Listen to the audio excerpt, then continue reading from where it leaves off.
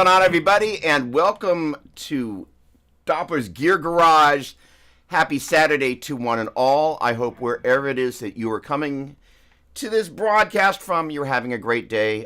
First of all, want to extend my heartfelt, I don't even have the words for what's happening in Los Angeles right now, but I have lots of friends in the Los Angeles area, and, you know, I'm in Northern California. We've had an incredible number of wildfires in a number of different areas over the past several years. And so, you know, I've kind of lived around that and had friends and people that I know who've been affected by this. So, in any case, my heart and my prayers go out to everybody that's in the Los Angeles area. Can't imagine. In any case. So, good morning to everybody here. Always a pleasure to kind of be here with y'all. Bill, what's going on? Bust out the V and bring the thunder, you know.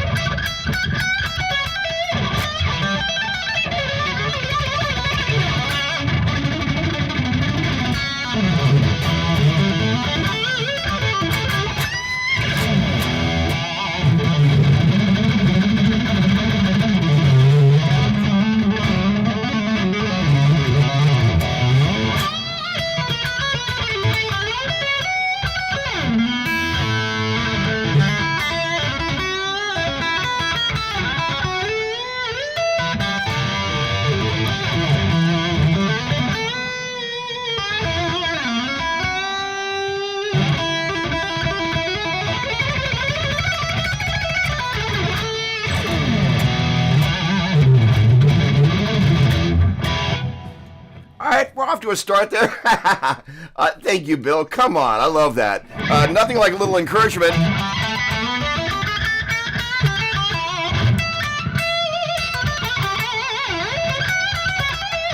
To start the show here. All right, Chris Alexander, good morning, my friend. Oh, poop. Yeah, I mean, it's kind of inconceivable. All right, so on a brighter note, let's see. There are a couple of things going on here. First of all, great to see you. I'm going to start off with the obvious here. It's just time to kind of, for all the people that are going through the range of things, if I can flip and find my link. Holy cow, there we go. It is time. Let's start off by raising them up. So I am kind of finishing up the last of my Pete's coffee and my protein shake here. Let me know where it is that you're coming from and what it is that you're raising up this morning. Caffeine is a good thing. I'm always learning stuff. And one of my favorite things is that as a musician, one of the things I get to do is be a music educator. I love learning and I love teaching and I love learning new things that I get a chance to teach, and I love learning new things in the act of teaching. It's one of my favorite things about students is they kind of always, it's kind of like a, not that it's really this analogy, but the analogy of, you know, kind of the mama bird with, you know, the kind of the beak, and you kind of like, here you go.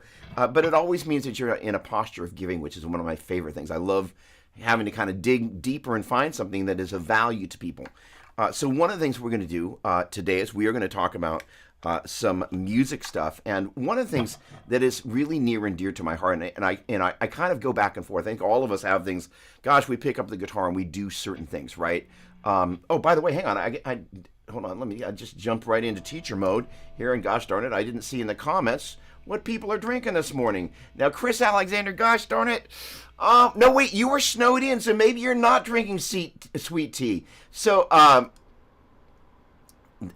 okay, first of all, did you get snowed in, Chris? The main V is not back. I'm busy working on a couple of other things that I can't talk about. So, no. James, good morning. Irvine, are you doing okay? So, Irvine is further east. Is that correct? Southeast of kind of where all this fire stuff. Are you doing okay? And good morning, and thank you for joining us. Finishing coffee in Irvine. You know what? I will finish my coffee. Well, almost finish. With you. Cheers, my friend. All right. Okay, so, oh boy. So here's one of the things I purposely Further south and we are fine. Awesome. Are you going to be at NAM, and will I see you at NAM? By the way, I want to make an announcement. Oh, hang on. Let me just, hold on. Albert, good morning, my friend. How are you? Great to see you as always. I spy something new in the background. So there's always something new floating around. So this is my original Rev G, which I think... and I just did a little tiny bit of dialing in real quick. I kind of, one of the things I'm enjoying is like, hey,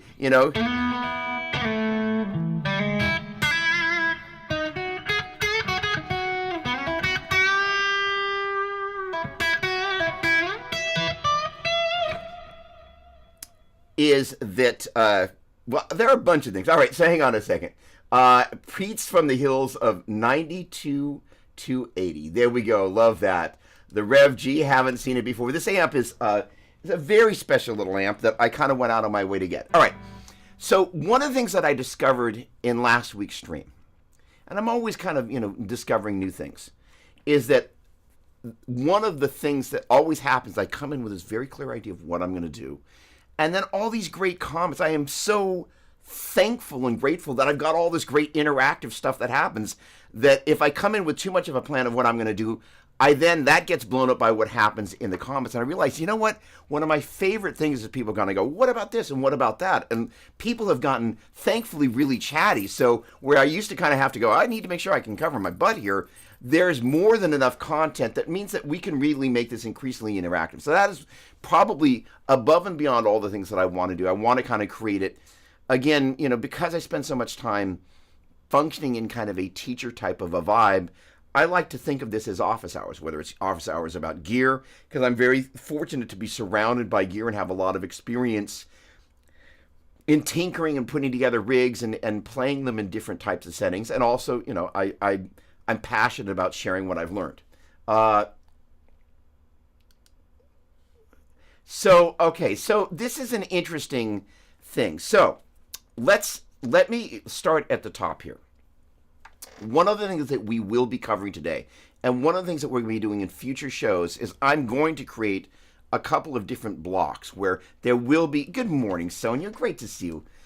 Hello.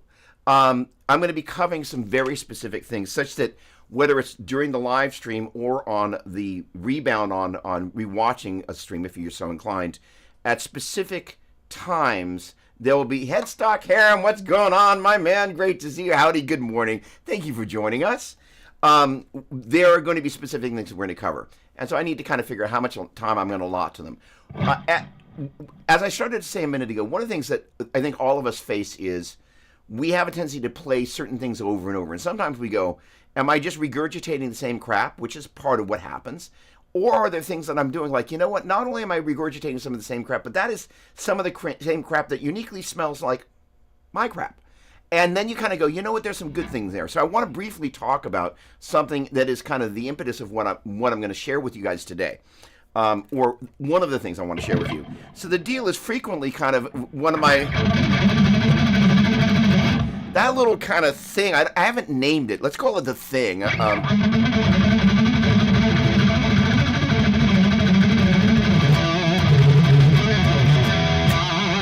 Is kind of one of my shticks, if you will.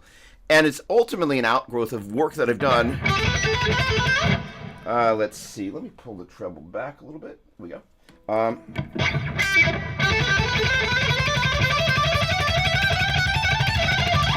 On the high E string. And the great thing about working on the high E string is, first of all, it's really great for kind of training your brain and your fingers and your ears around kind of the sounds of the different scales. In working with my students, I'm going to do a small version of the reveal. And Chris Alexander, I think I see you tonight. I'm kind of always trying to kind of challenge myself around things that I'm not good at so I can figure out how to get good at them. And in particular, it's one thing to play notes sequentially, but it's another thing to be able to go and move up and down the neck without having kind of those middle points to go. So, Bill, I'm going to get with you in just a moment on that. I see that coming back at you in just a moment. And by the way, keep the questions coming. Thank you. So here's the deal. as we're rocking this G major scale, whose notes are good morning, John, G, A, B, C, D, E, F sharp, G, A, and B. Basically, one of my favorite exercises is called 3-note per string speed exercise A. By the way, grab your guitar, please. And the idea, we got kind of this stretch 1, 2, 4, as I would describe that between G, A, and B. Then we have 1, 3, 4 for A, B, C. 1, 2, 4 for B, C, D. Stretch 1, 2, 4 for C, D, E. Stretch 1, 2, 4 for D, E, F sharp. 1, 3, 4 for E, F sharp, G. I got to hit the 2 for F sharp, G, and A. And stretch 1, 2, 4 for G, A, and B. Again, the octave.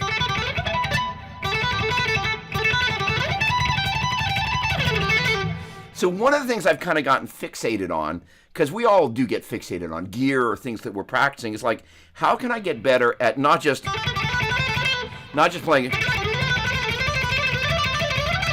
the linear notes that are next door to each other that I'd say, but how do I get better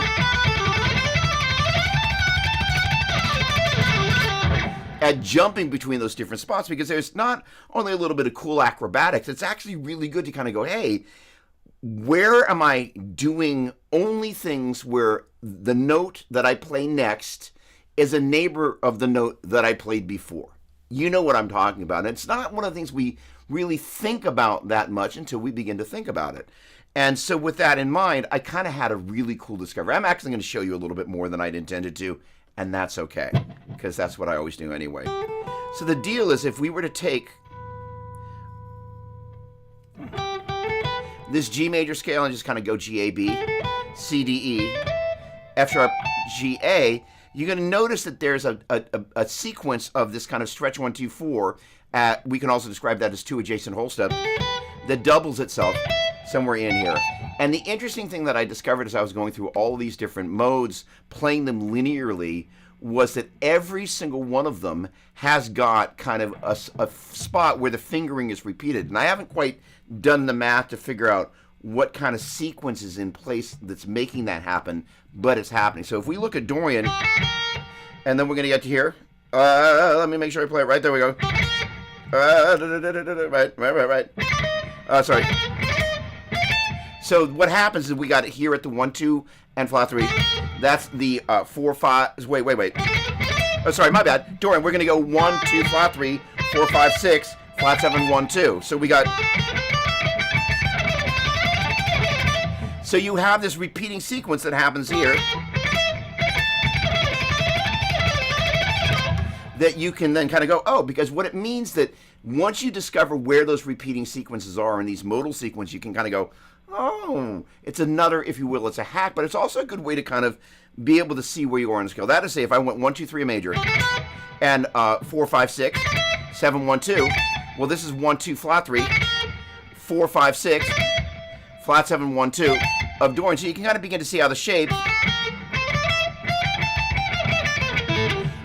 outwork themselves. And here we've got the 1, flat 2, flat 3, and then 4, 5, flat 6, flat 7, 1, flat 2. So now we've got it over here. So that's it. We got that and that. All right, so let me hit the pause button there for a quick second and say there are kind of 3 main little articulations in terms of sequences that I've been running with these. The first is going up, down, up. Up, down, up. And up, down, up. And wait for it, then down, up, down. Down, up, down. Down, up, down.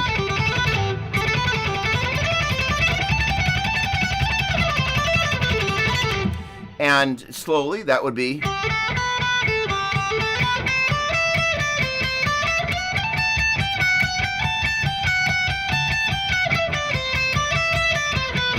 At tempo.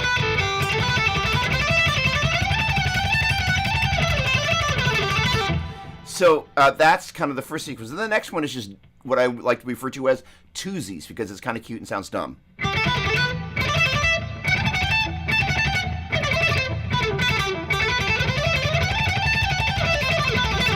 Then, you guessed it, onesies. And that, of course, is the most difficult of the bunch. But if you can do that, then all of a sudden it takes kind of the fear factor out of non, if you will, quote-unquote, sequential sequences. That is to say, instead of going, sorry, the neighbor notes, then you kind of get used to making larger jumps. And I think that's a really healthy kind of like, hey, once you take that kind of, if you will, fear factor, like, holy cow, I'm going to make a mistake, and you kind of learn to get really comfortable with jumping between different locations, I think it's a really very helpful. I like to use this funny analogy of a quiver. And a quiver is not something you do when you get cold, or I guess that's a shiver, but it's, the thing you put your arrows in, you kind of pull out an arrow, it's like, that's the poison arrow, that's the magic arrow, or whatever. And the idea is the more arrows you've got that you can turn to, the less you feel boxed in by the things that you're doing. So as I was running this, I think I got to Phrygian, which gets us to Lydian. So basically this is the 1, 2, 3, sharp 4, 5. No, that was not right. 1, 2, 3, sharp 4, 5, 6, right. 7, 1, 2 of Lydian. So we basically have the 1, 2, and 3, which is 2 whole steps. And then we get to the sharp 4, 5. That's basically going to be this little fingering here, that in case you just came in now, each one of these 3-note per string modes, linearly speaking, will have 2 spots, all of them that have the same fingering. In this particular case, it's right there at the sharp 4, 5, 6, and 7, 1, and 2. And then we get to mixed Lydian. Now, mixed Lydian is interesting because all 3 are the same. And I got this, and I went, like, wait a second, is that even possible? 1, 2, 3, 4, 5, 6, flat 7, 1, 2. Minor is 1, 2, flat 3, 4, 5, flat 6, flat 7, 1, 2. So with minor, the 1, 2, flat 3, and the 4, 5, flat 6 are where you've got this little identical bit, and you got that guy, that's kind of, if you will, the outlier. All right, then we get to Locrian, 1, flat 2, flat 3, 4, flat 5, flat 6. So that's where that happens at the bottom, and then we got that guy, sorry. How about a flat 2, since I put it in the bottom octave? Sorry. I can play this. No, I can't.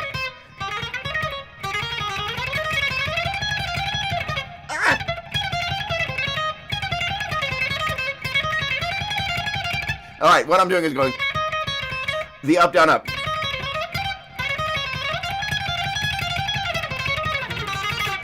Gosh, kind of got it. So we got 1, flat 2, flat 3, 4, 5, flat 6, flat 7, 1, flat 2. And then after a while, and the thing that's kind of weird about the Locrian guy is all of these guys, if you're in the key of G, and you think about what I refer to as the tonic triad, that is to say, if we thought about G major, A minor, B minor, C major, D major, E minor, F sharp diminished, and G major, you're going to have G, B, D, A, C, E, B, D, F sharp, C, E, G, D, F sharp, A, E, G, B, F sharp, A, C, G, B, D, and that G, B, D, G, B, D. That 5 is present in major, Dorian, Phrygian, Lydian, mixed Lydian, minor, and for Locrian, you've got the flat 5. So it's a little easier to see it, but at the same time, because you're so used to playing that natural 5, you can miss it if you're not careful. So there's our 1, flat 2, flat 3, 4, flat 5, flat 6, flat 7, 1, flat 2. In any case, what's neat about these is you begin to practice them when you realize, again, that each one of them has, with the exception of mixed Lydian, which has 3 identical spots, fingering-wise, you can begin to kind of develop some fingering memorization, just in the same way with if you play a 3-note string mode, there is a fingering shape that you begin to memorize. So the same thing is true of these linear modes, which I thought was actually really kind of a cool hack. Okay, let me tell you about this guitar. At the top of my stairwell there, I have a photo of what I call the number 1 V, which is the predecessor to this instrument. And that guitar was a result of my sitting in my kind of, my favorite place to practice is kind of just around the edge of the bed in the bedroom, a good place to put a bed. There's kind of like a little bench. It's kind of like a storage box. And I like to sit there with my little footstool, and I like to practice in there. So I got away with being able to bring an old Ibanez lawsuit era Flying V in there. Some of you might have heard the story. There's kind of a kind of some windows, and then there's a dresser, and kind of just to the left of the dresser, I can kind of stick the Flying V in there, because the great thing about a Flying V is it will stand without the need of a guitar stand. And I kind of started playing this thing, and I was like, I really fell in love with playing a Flying V. I was like, oh, I'm really liking this. And like many people would think, because it does look like a kind of a strange instrument to play, it actually is really comfortable to play sitting down. The great thing is that, kind of by balancing your legs and whatnot, first of all, because the side of the body is relatively thick and flat, it wants to bounce pretty well. So yeah, you can lean it. Well, you can lean it back against if your belly if you want to. But the other thing is the inner part of my calf is kind of one of the things that I use to kind of lock the guitar into place. So as you kind of see the guitar shake there, what I'm doing is I'm bringing my calf into that lower point there on the V, and that's kind of where the guitar just sits really comfortably sitting down. The only thing about a flying V sitting down is I found that this part of the body sits a little bit lower than the other instruments. So what I discovered is it changes the arc a little bit of the we have another V guy. So, Bill, what kind of guitar do you play? I first of all, I love playing with a strap when sitting, and as a general rule, again, this is the whole thing that I discovered. My getting distracted is actually part of the magic of what happens here for me, at least. So there are different instruments that, unless I've got a strap lock on there, I never take the strap off, because what happens is every time you take a strap on and off, it fatigues the leather of the strap, and eventually that fatigues enough such that you put the guitar on and the strap gives way. So I've got Dunlop strap locks on every guitar. That's one of my main guitars.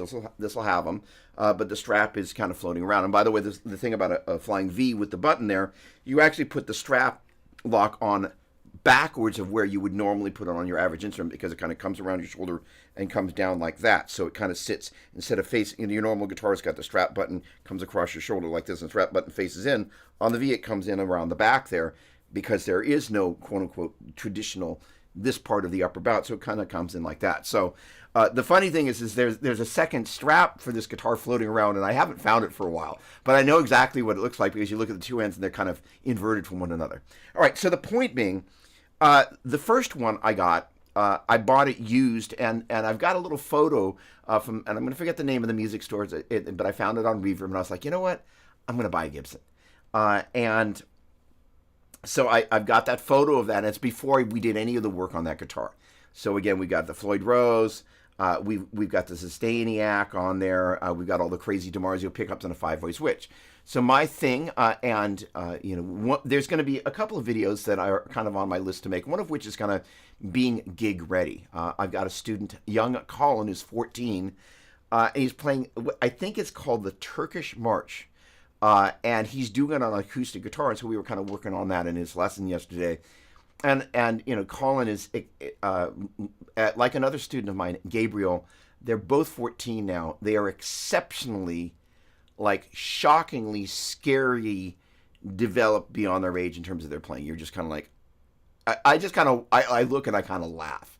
But the funny thing is when you see somebody that is that young and that has developed their gift that much already so far, you begin to project all the knowledge that you get, that by the time most of us have to work for that type of ability to execute, we've got all this peripheral knowledge. And I have to keep reminding myself, he's actually a 14-year-old kid.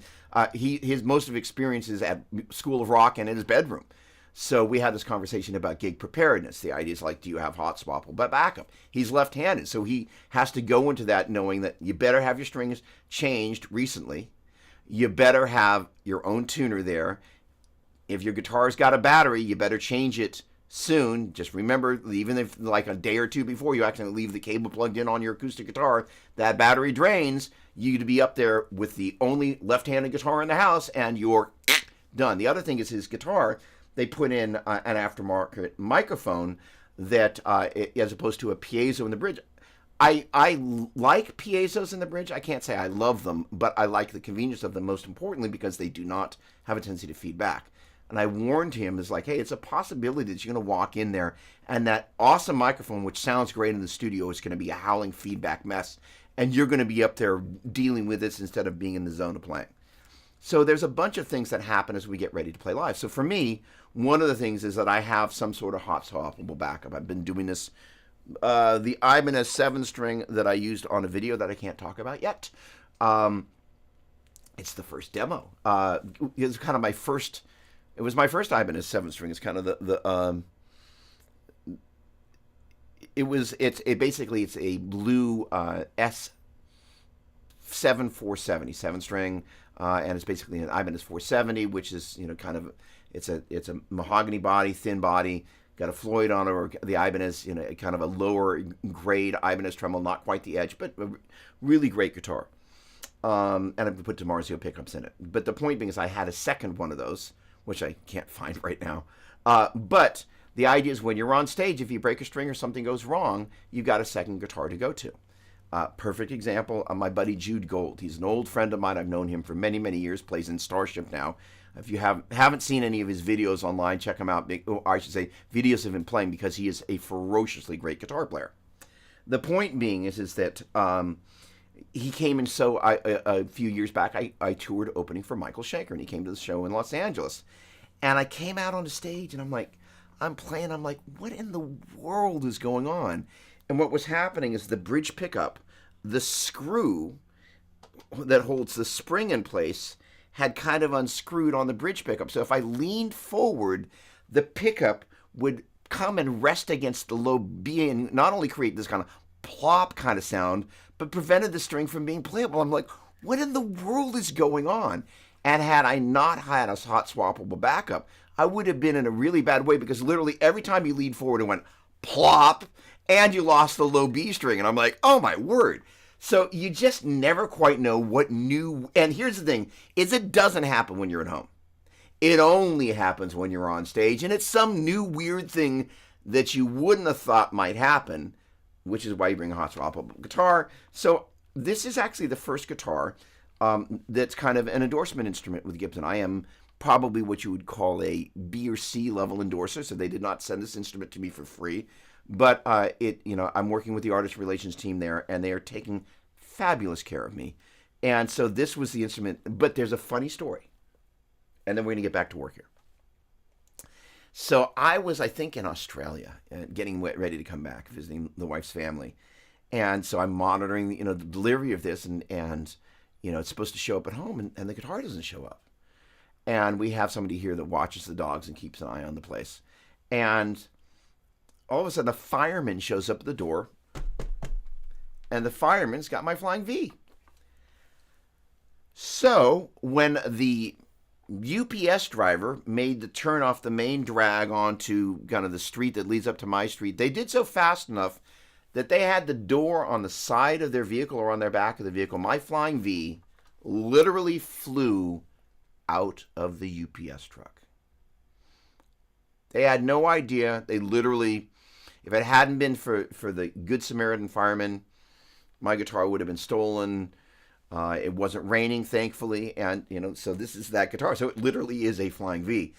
So this guitar is getting ready to kind of get some sort of overhaul. We're probably going to route the back and put an actual Floyd with proper springs, which means I can use this guitar to float. Sonia, per our conversation last week, I looked at this, and the first thing that I did was I put locking tuners on it there. And the funny thing is, I pulled this out of the case, and it was almost perfectly in tune. And it's one of the neat things about kind of the style of not only the locking tuners, but the kind of 3 per side is generally, when it's done well. And the thing that's kind of cool about the Flying V is because of the way the strings go, and there is a little bit of a to the side there, but it's one of the reasons why generally Fender guitars, kind of the 6 per side, 6 in line, if you will, they stay in tune really well, is generally the string is traveling directly down the path to the peg. So, the thing about the Flying V is that I think these guys are closer together. I'm looking at my Epiphone Les Paul here, and it's got a slightly different headstock than my Gibson's, but these are a little bit closer together. So that means the path for the D and the G string are a little bit closer together. All right. Okay, hang on a second. So Spencer, an archery metaphor for modes. Your skills have no end. Something has no end. Yes. Okay. Chris, I can't wait to see. All right, hang on a second. I got to catch up here. John, good morning. Phoenix last Tuesday. Great event. Oh, you got back from Phoenix last Tuesday. Yeah. Hold on.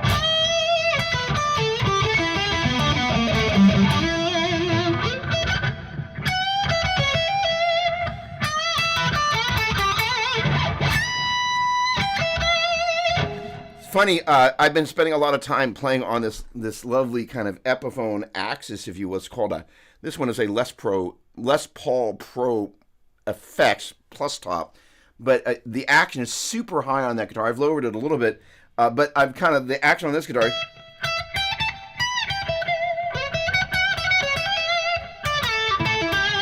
is a little bit lower than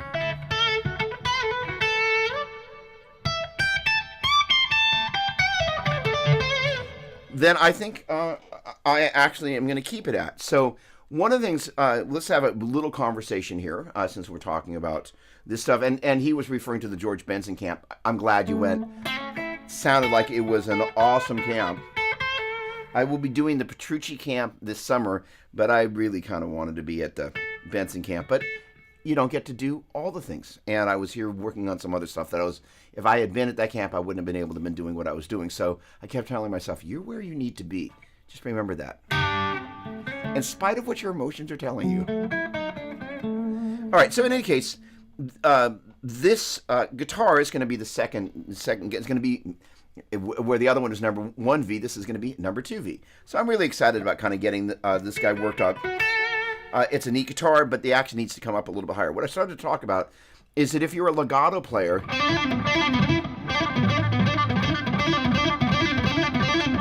having a little bit extra string height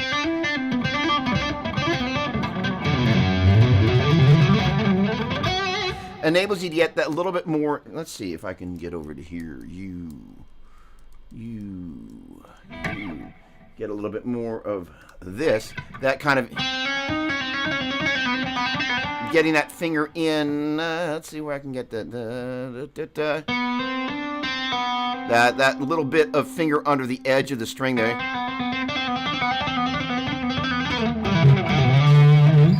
That's where having a slightly higher action. By the way, if we were to take some 3-note string idea and kind of go, still too much trouble. Take some legato stuff. Again, we were working initially in the key of G, G, A, B, C, D, E, F sharp, G, A, B.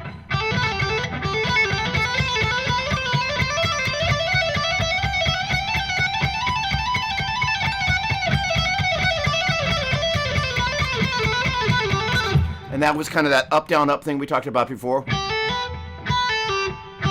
With an 8th note triple feel. Or a 16th note feel. And one of the things I like to do in my own practicing and with my students is something I call the subdivision method. I've probably mentioned here before, but I'm going to talk about it now. Where the idea is you do once, in this case, as an 8th note triplet, one sequence. And then 2 sequences as 16th note triplets. So basically, twice as fast, twice as many times. 3, 4.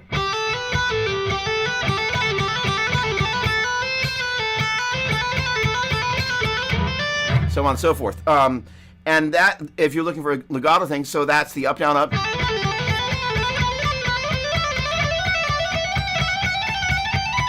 And then down, up, down. Again. And that's what I call a waterfall motion on the way down. That is to say, we end on that first finger so we can get to that pinky. As opposed to ending on a pinky. That's a harder transition to go. Which means I'll be working on that. But the idea, we're going down, up, down. And so as we're finishing that note, we can bring the pinky in. Sorry. Then you can go to twosies like we talked about before.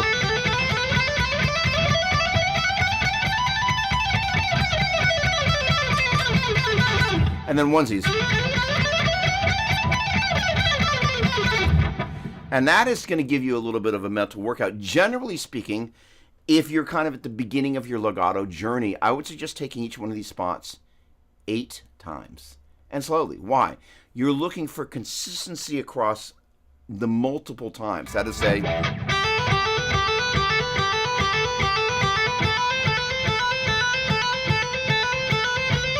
and in the opposite of what we're trying to do here,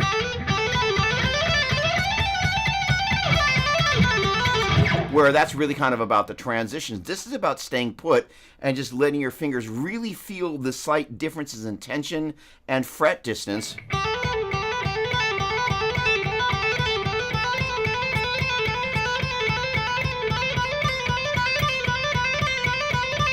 And I went to 4s instead of 8s. But the point being is that I switched sequences.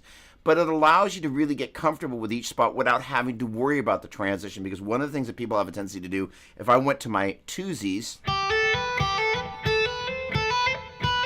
as opposed to... So if you're used to sitting, when you miss that last note, you really begin to feel it.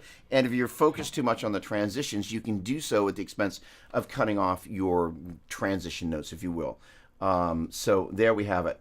Okay, good. Oh, okay. Hey, Gibson Flying V Mustang, lucky you. Hang on a second. You're tuned to drop D, but hang on a second. You know what? Hang on. I wouldn't want to give the wrong impression. Oh, why not? Hang on a second here. There are he-men, and then there are V-men. Gosh darn it. I love my Kramer Dave Mustaine Flying V. I absolutely... Hang on, wait a second. All right, so I made this comment last time about hating when people use kind of the right angle jack into a Strat. And I realize sometimes you have to do it, because that's exactly what I did the last time. But kind of the same thing is true. What I love actually about this guitar is it's got this recessed jack, kind of like a Strat-style jack on in here. Because one of the things about a Flying V is kind of the stock position of where the input jack is kind of like on an SG. Well, okay, hang on. It's here. It's easier to grab than the one over there. So if you look at a traditional Flying V, that jack right there is on the top. And if you're using kind of a right angle, sorry, a traditional long, this, and you're sticking it on the top of the body like that, and you step on that cable and you turn, chances are if you've been around enough SGs, you'll see enough where there's this giant chip out of the top of the body and they kind of had to re-glue it, that piece back down, and it looks like le poo-poo. So the point being is that having the ability, it's actually kind of one of the convenient things about a pickguard is if you happen to trash the jack in the pickguard, you can change the pickguard. However, one of the things I love about this guitar is that, first of all, it's not great just for kind of Dave Mustaine stuff, but the fact that this is recessed here means that you can play this thing sitting down, and it's super comfortable where the jack is. What have I done here? Here we go.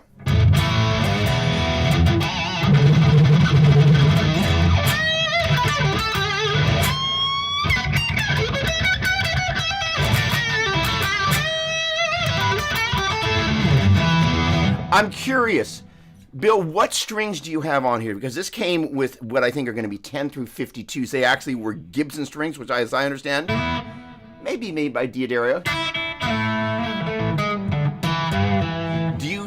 What strings do you put on there, and do you have it at standard tuning?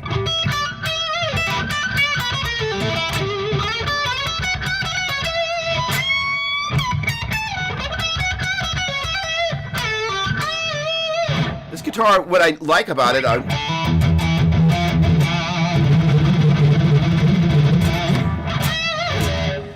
the heaviness of the strings in some ways makes it a little harder.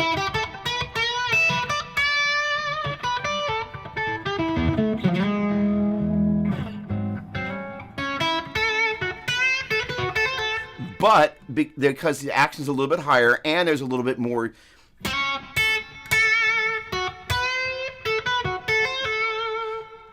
meat to the strings, it's a really great blues guitar, which is kind of not necessarily what you'd expect for it, but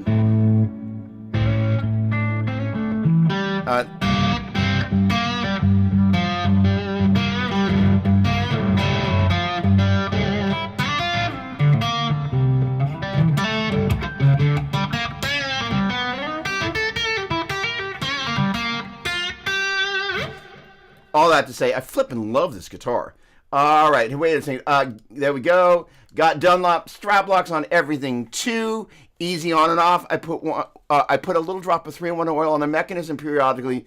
Make sure it operates smoothly. First of all, that's a great idea. I need to do that. The other thing that I always do is I give it a little bit of a spanking every time I put it on, just to make sure the mechanism is properly engaged. I haven't had a problem with them, but I'm always a little bit, just kind of extra careful. And yes, I mean, just a crazy, and honestly, this is the most comfortable design to play sitting on.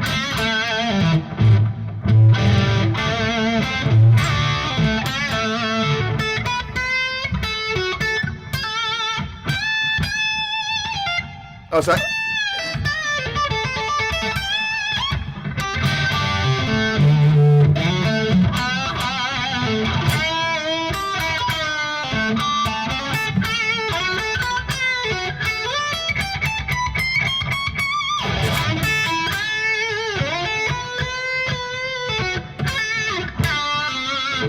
Really cool guitar. All right.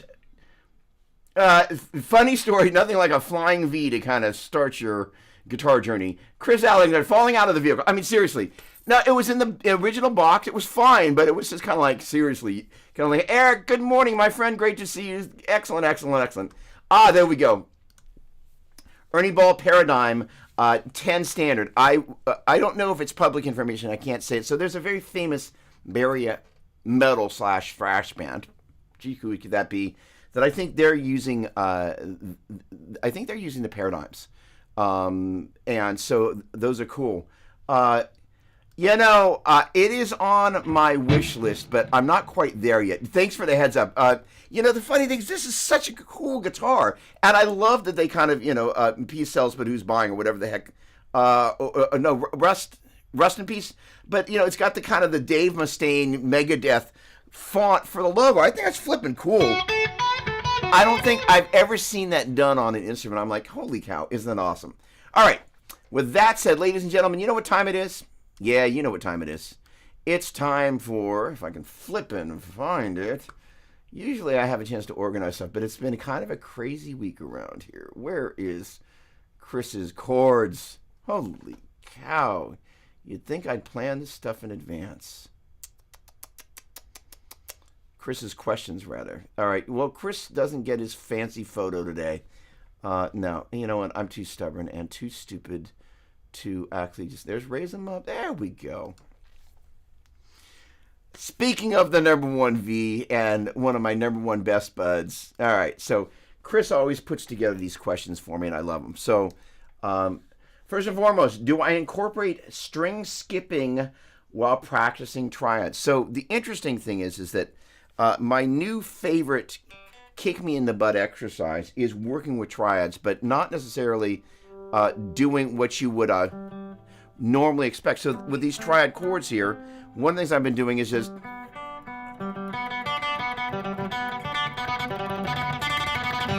so basically taking these triads once, twice, 3 times, and the transition from eighth notes to eighth notes triplets. That's where I fall apart. So I should do it slowly. 2, 3, 4. Hold on.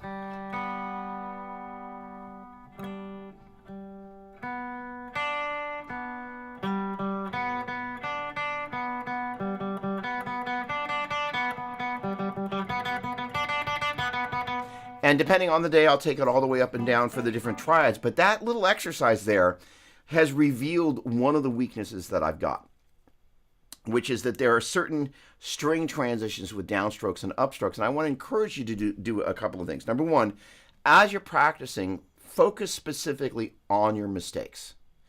Because chances are you're going to do stuff, and I think I mentioned this last time, and you get to Dorian, which is kind of like you're going to find, first of all, that G string.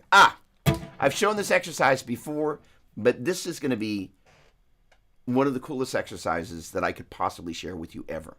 One of the challenges that we have is we're playing on a particular string, and this is really important for legato style playing, where because there's all this hammering on and pulling off, it's a really great opportunity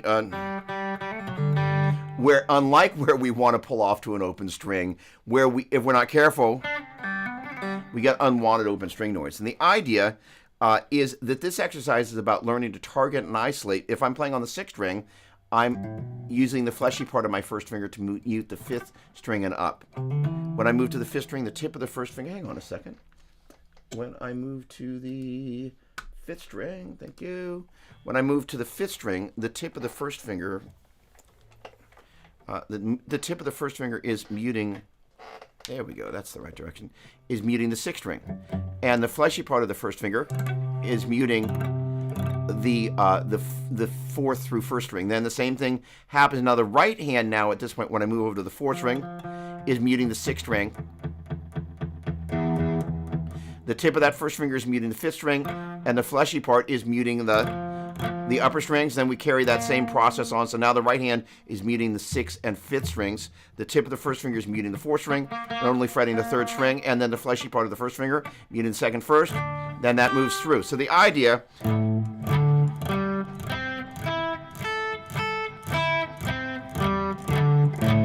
now, here's the deal. That may initially be one of the most frustrating exercises you'll ever play because it's taken a certain period of time to get, let's get over here. There we go. To get comfortable with like, hey, okay, inside my technique, I need to build this thing that is muting between the left and the right hand every string other than the one that I'm actually playing on. A lot of us we don't necessarily strategically kind of go, I don't know, how do we get there? So it's one of the things that unconsciously and consciously I've worked on. But this exercise just allows you, and one of the things, if you kind of find that like there's one string in particular, like that's your nemesis, then you just sit there, or that is, say, we're kind of unforming and forming, unforming and forming. And literally I'm strumming across all 6 strings. And the only string that's, I think I have a term for it, string window. So the only window that can ring is the string that you're, in this particular case, actually I didn't need to use the right hand there. Again, the tip of the first finger when I'm playing the 5th string is muting the side of the 6th string. Fleshy part's muting the 4th through 1st. Now when I get to the 4th string and above, the right hand is going to be muting any string 2 strings and below. That is to say, as I'm playing the 4th string, tip of the first finger is muting the 5th string. The right hand is muting the 6th string. Fleshy part of the first finger is muting the 3rd, 2nd, and 1st. Then as we move to the first finger to the 3rd string, tip of the first finger is always muting the lower adjacent string. And then each strings below that are muted with the right hand. And then the fleshy part of the first finger is now muting anything above that 3rd string, as in the 2nd and 1st. So that is to say, my right hand is muting the 6th and 5th. Tip of my first finger is muting the 4th. I'm fretting the 3rd string, muting the 2nd and 1st with the fleshy part of the first finger. But that exercise is a really great way to build your string control. And that little piece also allows you to kind of get used to, let's say, for example, I move over to the 1st string. That note, I want you to become really conscious of that note because that's one of the offending notes that just wants to ring. And as I mentioned a minute ago, one of the things about the flying V is that because of the height of this lower bout or the shallowness of it, the guitar sits a little bit further like this. And because of the architecture of my right hand, where on other guitars the guitar sits a little bit more like this, the fleshy part of my right hand on the flying V, I've had to gently adjust it a little bit. It's been kind of a pain in the butt. But because I'm conscious of it and I'm listening for that sound, however quiet or however loud it is, I'm really attuned to it. So if I hear that, I'm like, okay, that's a physical problem. Yes, the left hand I can get better at leaving a string. By the way, another exercise for you to try. Let's see here. Oh, I like this. So literally just kind of going first finger at the 5th fret on the 6th string, one finger per fret, 1, 2, 3, 4, 1, 2, 3, 4, 1, 2, 3, 4, 1, 2, 3, 4, 1, 2, 3, 4, 1, 2, 3, 4, 4, 3, 2, 1, 4, 3, 2, 1, 4, 3, 2, 1, 4, 3, 2, 1, 4, 2, 1, 4, 3, 2, 1. But lifting all the way off the string, and on the way off the string, after you're done fretting and then muting the note, you're lifting off. Now, in reality, you don't normally have that amount of time to actually kind of go, oh, I'm done with the note. Now I can casually mute it with the tip of the finger before I release from the string. But it gets you used to the tactile sense of not leaving string and going, as opposed to,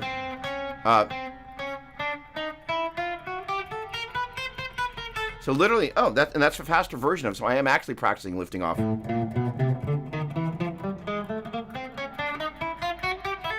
Sorry.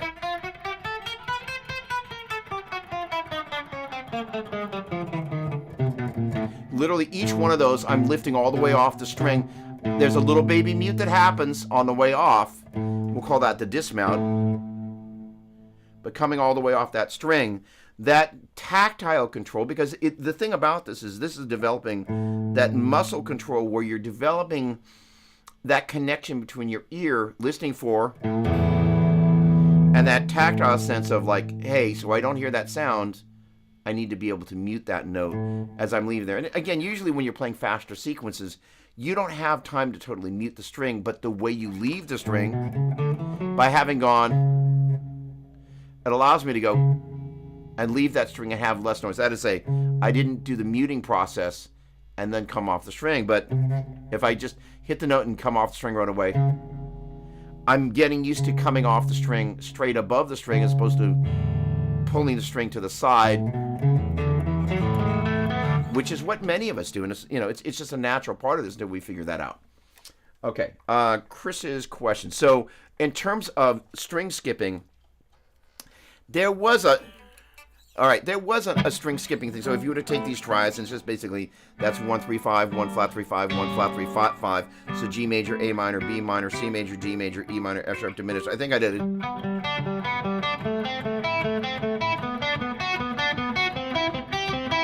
And this, by the way, is a perfect example of what we were just talking about.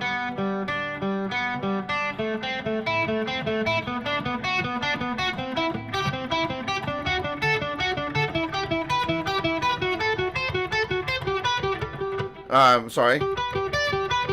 And then, and this is, I can already tell, I haven't done this one. I'm going to hate this and love it. It's going to add it to my list.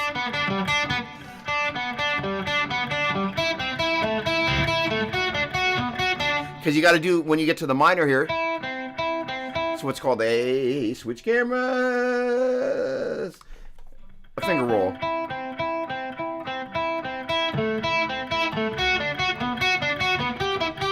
Sorry, there we go. And that's a great little exercise. So Chris, like I said, my students they are the bestest ever. And that includes you, my friend. Pick slanting. Okay, so great question. All right, the question is, there has been a lot of talk and videos about pick slanting. Do you change the angle of your pick much while playing? Great question. All right, so what he's kind of referring to, let's get over to this camera for a quick second, is the idea is that most of the time, my pick is kind of, if you were to, first of all, there's the ability for the pick to be, let's get over here. The pick to either, Mr. Epiphone, you can, well, I guess you can't. So you can have the pick totally parallel with the string. You can have it what I refer to as back set or foreset. I have a tendency to use the pick foreset at about a 45-degree angle. That is to say, sorry,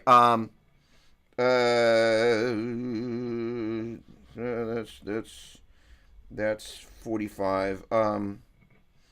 Let's just say this was that, and from the parallel point, let's say approximately a 17 or 20-degree angle like that. I'm not totally at the halfway point between there and there.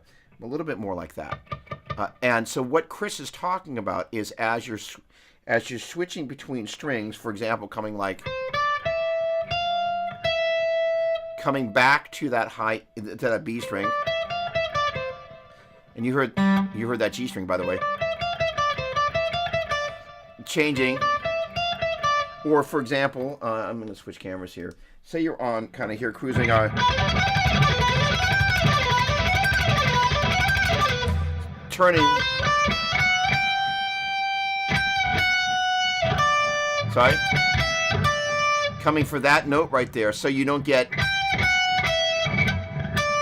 And that's where. All right, I will tune.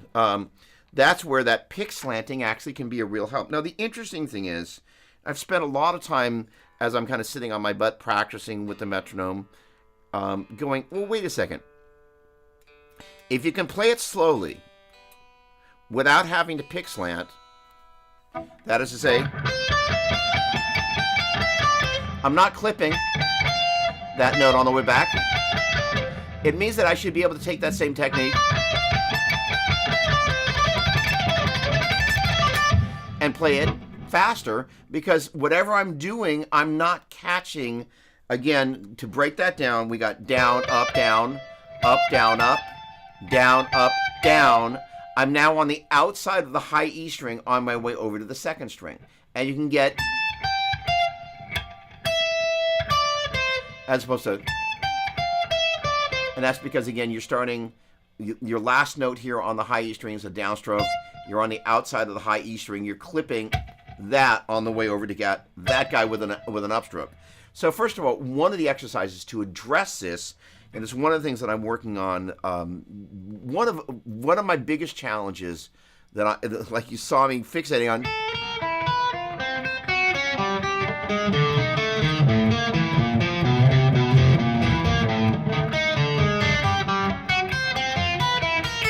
is playing,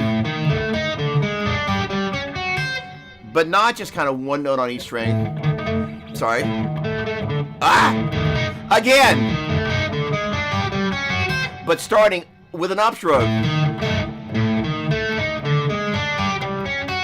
That is my nemesis. So that is to say, most of my sequences start with a downstroke as opposed to.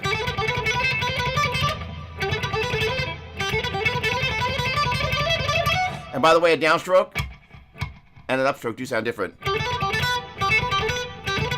Here, it's just a little wimpier. That first downstroke, that little transient attack is different on a downstroke and an upstroke. But the point being is that as I'm moving across the strings like this, that is a nemesis exercise. So I'm just sitting there, and I was this morning.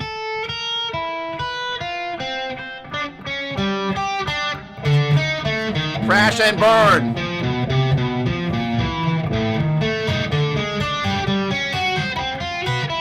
So that little part there, that's up, down, up, down, up, down, up, down, up, down, up, down, up, down, up, down, up, down. That little bit playing across one note on each string is really one of the things that's hard for me, as is, which is where I was getting. So that, the idea is if you're playing sequences of 4 notes with a pentatonic,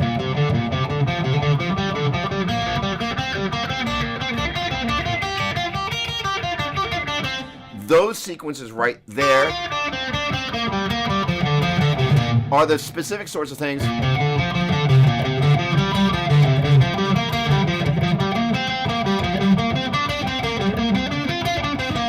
that I practice because I want those to be as fast as, sorry.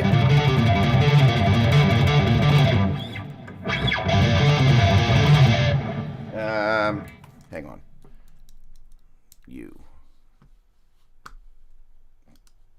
There we go. All right. I want, there we go. Those guys,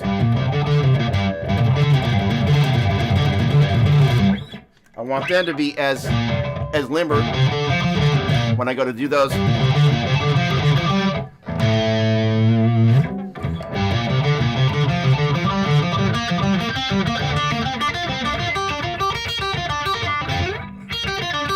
That was the one right there. And those are harder because you got one note with a downstroke. You're crossing over the high E string for an upstroke, downstroke, upstroke. Down, up, down, up, down, up, down, up, down, up, down, up, down, up, down, up, down, up, down, up, down, up, down, up, down, up. Sorry, down, up, down, up, down. Down, up, down, up, down, up, down, up, down, up, down, up, down, up, down, up, down, up, down, up, down, up, down, up. And so those are the sorts of things that if you're not conscious of kind of going, okay, if you will, I quote unquote need to, I like to refer to basically as target and isolate, because that little bit, that's the hard part of. So if there's any place you're going to crash and burn, it's right there. And in the midst of, sorry. It's going to be right there, and right there, and right there, and right there, and right there. So the idea is to practice those, and I generally have an easier time on the way down. So practicing going.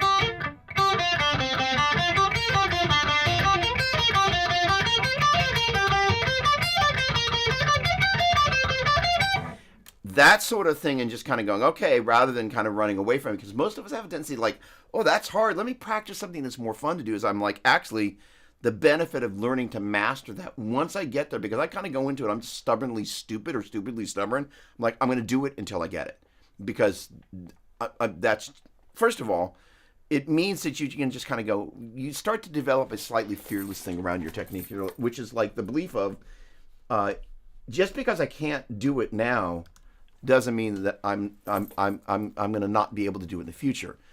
With practice and the metronome, like anything that I can't do within reason, I'm going to learn to be able to do, and that's a really helpful psychology to just have with your playing, and it allows you to not beat yourself up over the stuff that you can't do. It's just like, well, just some practice, I can fix that. And that's a really important internal dialogue to have as you're kind of sitting with the instrument. Look, I'm getting increasingly comfortable about kind of going, this is where I suck, and actually kind of walking out on the highway and falling down, 100 feet and kind of getting up and going, well, I didn't die, and hopefully that encourages you to kind of go, okay, cool, because the funny thing is that there was a YouTuber that I did a little interview with, and he, one of the things that he said was, you see people's highlight reels. You don't see the other 99 times that they didn't get it right. So the perception is, that people are actually better than they actually are. First, they, sometimes they take time to fall into stuff, and that's okay. Okay, hang on a second here. Let me catch up here. There we go. Armando, hello. So this is a Rev G, and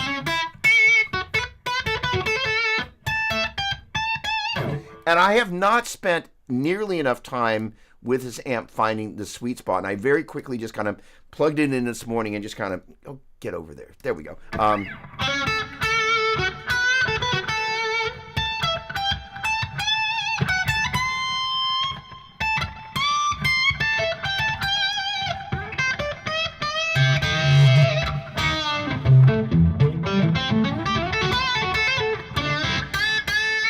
So I'm kind of, as much as this amp been in here for a while, I am still kind of getting to know it. Now, implicit in your question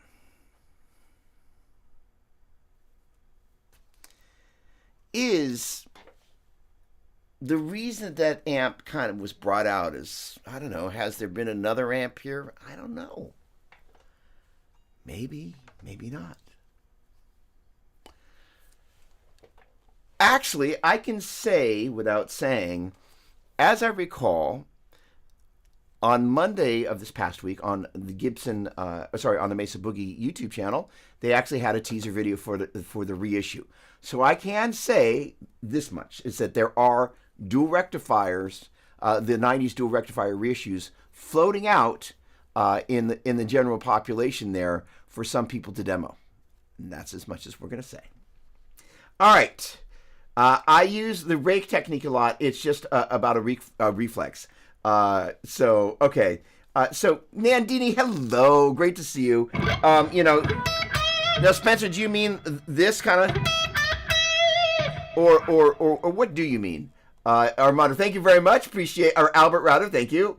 Excellent. It is a Rev G, and the funny thing is, I really need to spend more time with this amplifier. So, all right, I need to tell you a little bit about this amplifier. So, I was looking for a Rev G for a long time. I used it on a track called "Slave to the Grind," and it.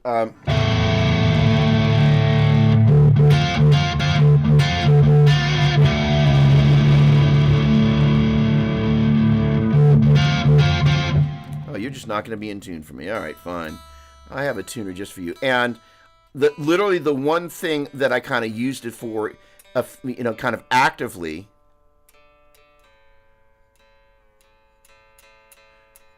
in the process of kind of working on both the vocal instrumental records I'm working on.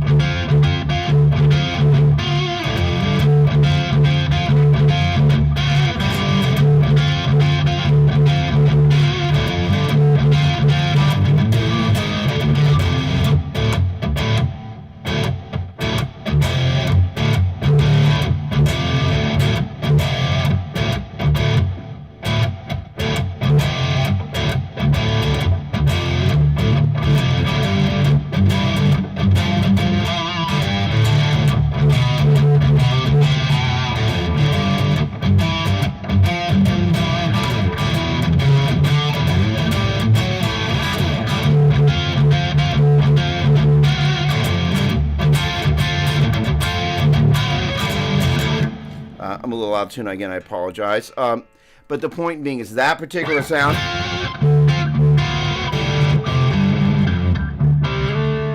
Less gain. And none of the delay.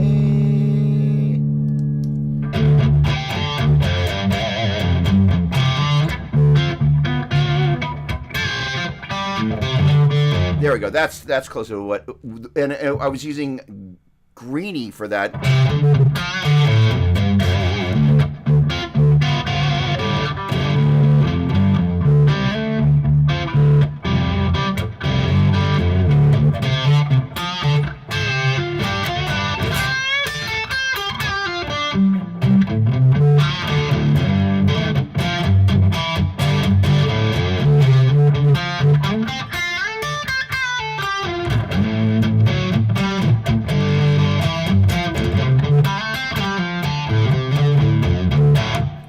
And it does that particular thing really, really, really well. But after that, I kind of migrated and started using the Badlander 50 combos, which I absolutely love. The thing about this amp is just, it's such an important timestamp in Boogie's evolution that it's just because it really, is best known for doing that one particular thing. I haven't spent the time with it that I have with the Badlander 50, which is just an amp that is just sensational in pretty much every way. And the thing about these amps that a lot of people miss is that actually kind of the sweet spot, like the gain, I'm obviously in the red channel here. And people have a tendency to go, I must put the gain all the way up. And actually, where these amps really kind of look... let me switch guitars. What do we got? Oh, you know what? I'm going to grab an Epiphone V. All right, let's try you. And again, this has got that other style jack where then you kind of flip it around and you use this guy here. But these guitars, I don't think I've actually played this guitar through this amp, but I have a feeling it's going to sound nice.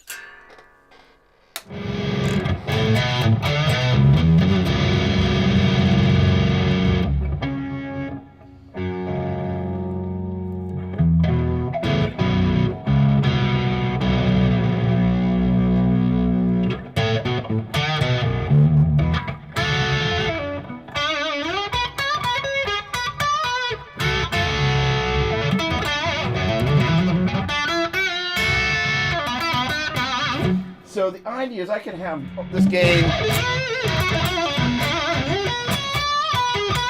Oh, all right. Let's put a little delay on there.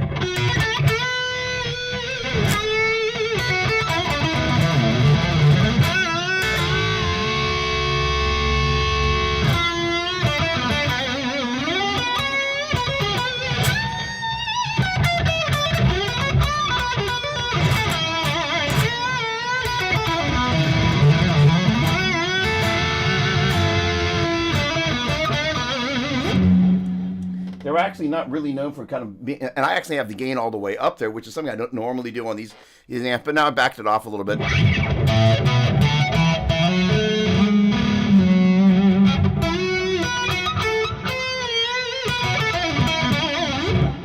right, let me tune this guy real quick. Hello, there we go. But the point being is that they're really sensitive to whatever instruments you're putting in the front end in a really good way. And, for an amp that has as much gain as they do, they're just really great amps. And the Badlander in particular, oh, my word, you're very unhappy with me, is kind of a modern version that has some additional features in it that I just absolutely love. Cab clone IR, as opposed to using an external cab clone IR, is built into the amp. It's got channel cloning, so that, well, actually this has channel cloning. But, in terms of the Badlander, you have two identical channels with 3 modes each, and they're flipping great amps. This guy's basically got a clean, a vintage mode on the orange channel, and then just a vintage mode on the red channel, or sorry, a modern mode on the red channel until you get into channel cloning, and then you can make basically both channels the same.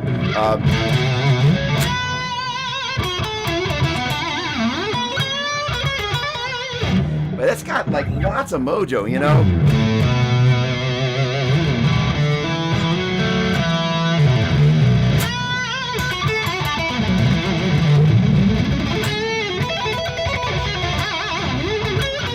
sorry. Out of tune again. Oh, you're gonna be like that. All right. Obviously need to stretch. All right. I digress here. Hang on a second. Let's see here. Glad you like the shirt. So yeah, and the bottom end, get this thing tuned properly, of these amps is really one of the special things about it, and it's one of the things, without going into too much additional detail. There we go. Is that they have a big bottom, but because of the way the amp is tuned,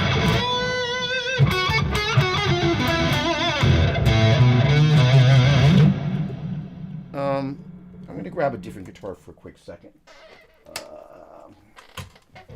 I'll be back in just half a second. There we go. All right. Here we go. Now, this is actually obviously an EMG equipped Ibanez. It's been making the rounds, and this guitar.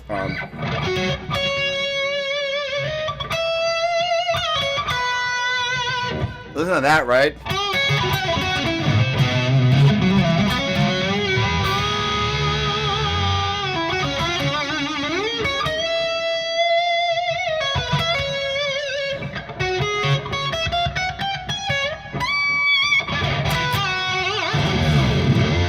But my point, and this guitar's got a little buzz. I've got to have it fixed. It's actually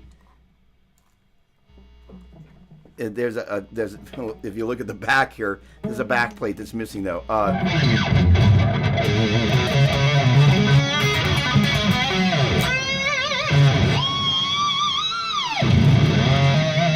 Spencer, by the way, if you got that Pia, I'm looking to be adopted.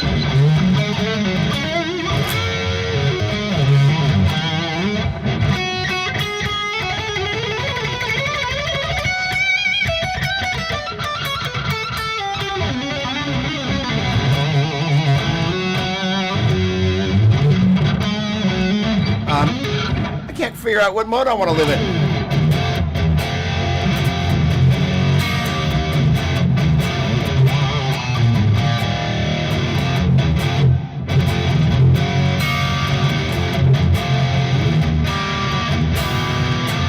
It's like it's got...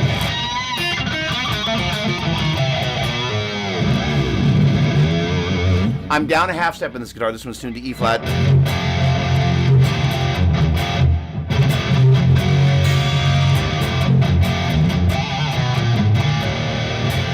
But it's got girth.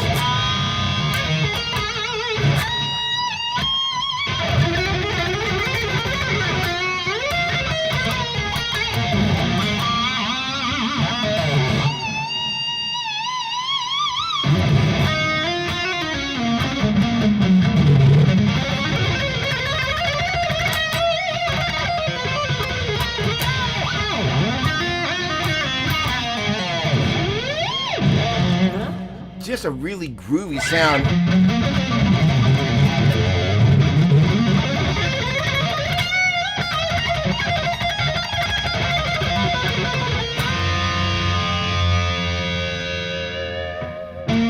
And I'm playing it like that much volume.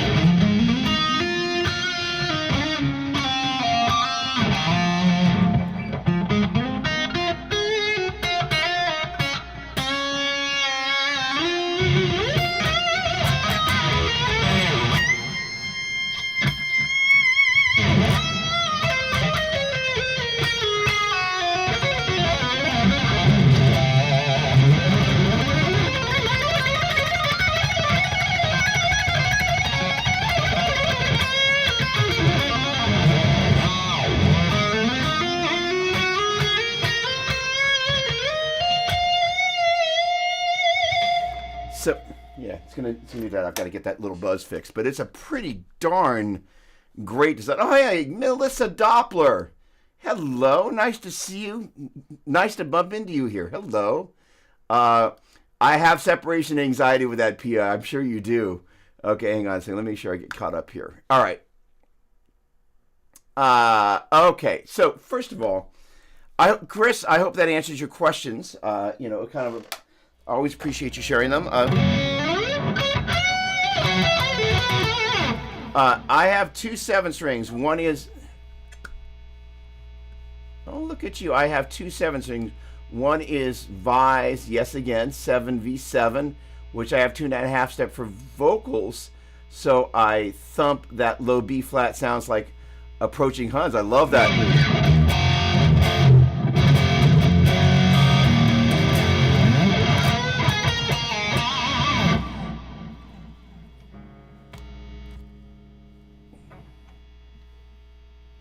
Yeah. Okay, Chris, hello again. All right, so here's the deal.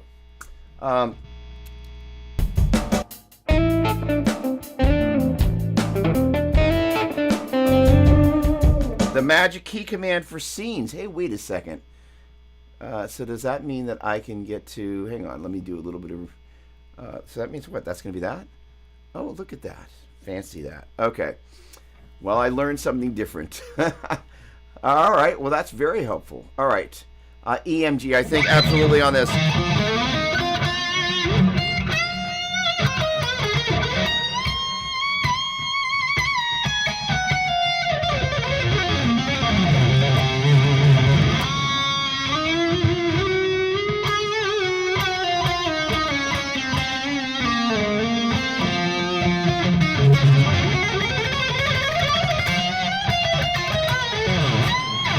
All right, so Chris did have a question. Pause that. Put that on standby for a quick second. He had a question about NAMM, as I recall.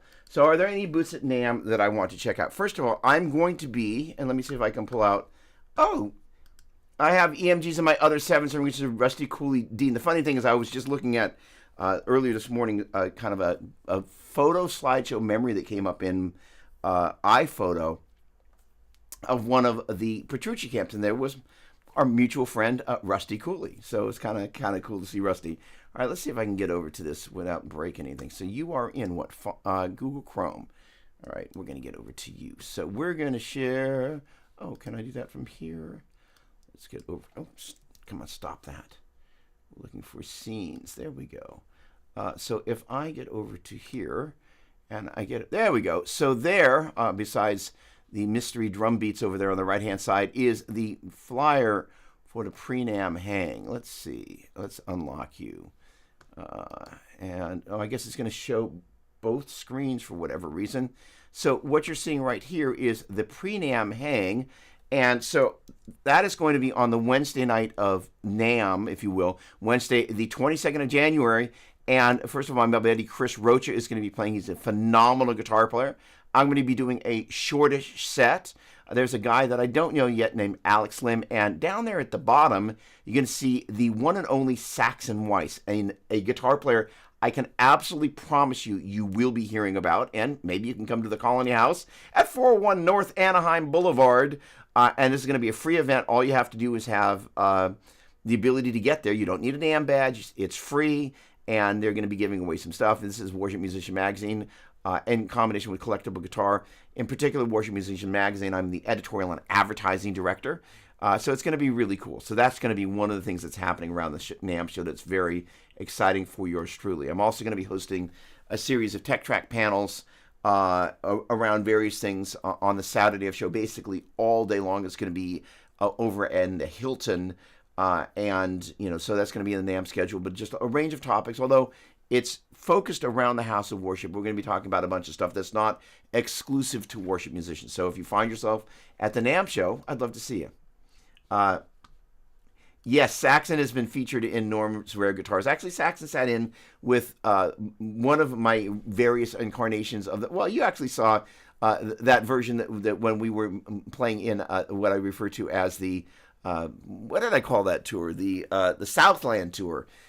So that basically he sat in with that band when we played in Los Angeles. So Saxon's a great young player, and he gets better and better and better and better. You will definitely be hearing about Saxon Weiss.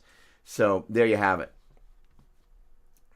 You only own 15 guitars. Let me tell you about a guy named Doug.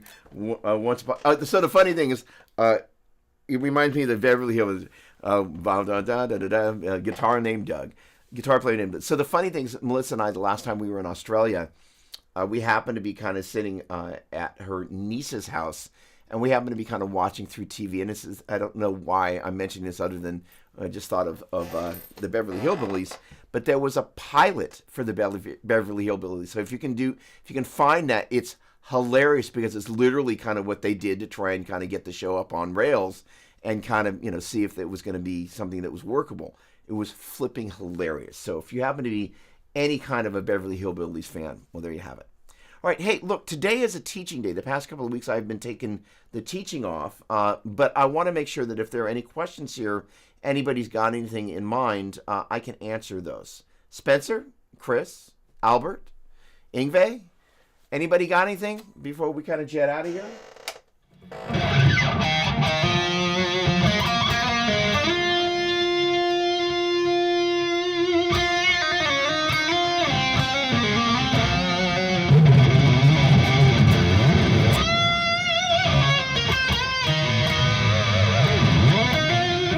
Spencer, what are your 15 guitars?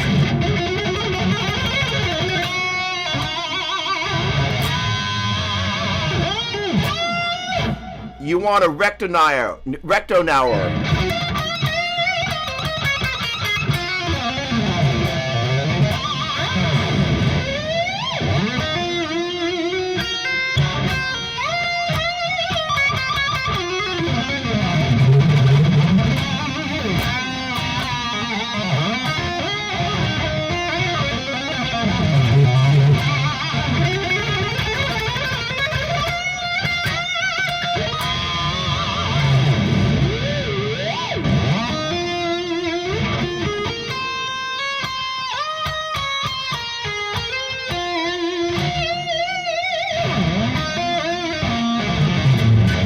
Great little amp. Love that. Hey, shush.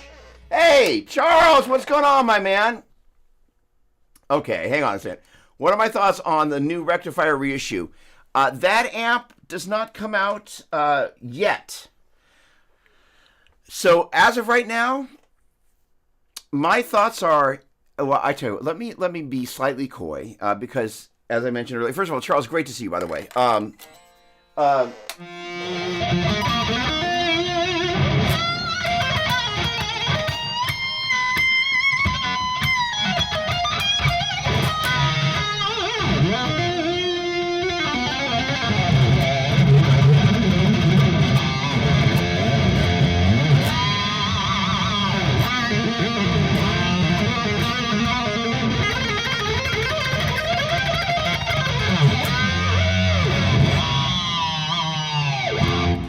That's a pretty darn good play right there.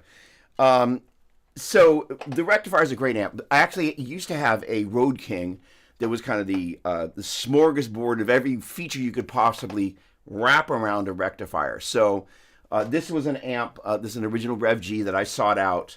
And I think the rectifiers, and those are my pair of Badlander 50s, and that's my Badlander 25. I love the rectifier line of amplifiers.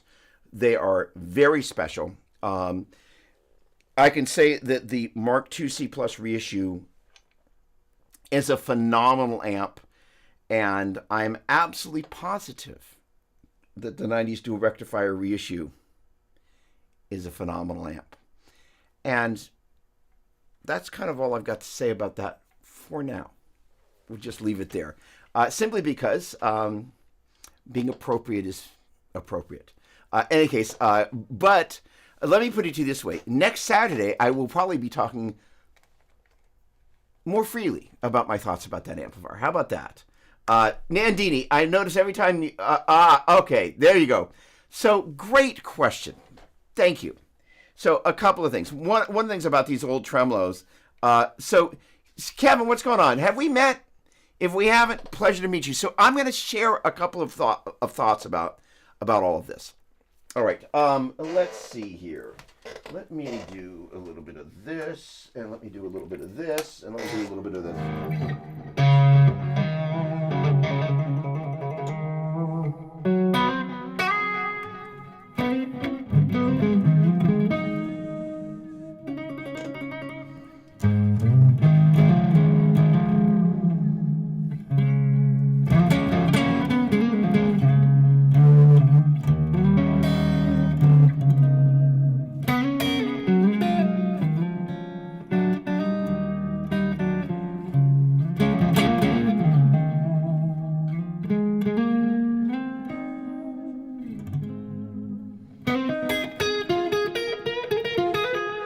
So one of the things that is super. First of all, Kevin, have you been on here before? And if so, I apologize for forgetting. And if not, welcome aboard. Oh, I got here late. Great playing. Thank you very much. Much appreciated. All right. First of all, the thing about this amp is that the clean channel. You're new here. Well, so am I. Michael Hodge, hello, my friend. Great to see you. I look forward to seeing you at NAMM. So, welcome aboard. Let me guess, you're a boogie guy, right? So, here's the thing. I will have some food for thought. So, this is, I've had a conversation. So, I am ever thankful. I have this amazing relationship with the folks at Mesa Boogie. And the guy that's quote unquote my artist relations handler is somebody that I speak with very frequently. And one of the conversations we had yesterday was kind of around the nuance of, so those are the Badlander 50s. That's the Badlander 25. And, the amp that's not here is the Badlander 100. Has a different output transformer than the Badlander 50. But the biggest thing as I think about this, and the reason I have the Fillmore 50s and not the Fillmore 25s, is that the 25s didn't have enough clean headroom. Now, this gets down to two important nuances in my opinion. Number one is how much volume do you really need for the venues you're playing at?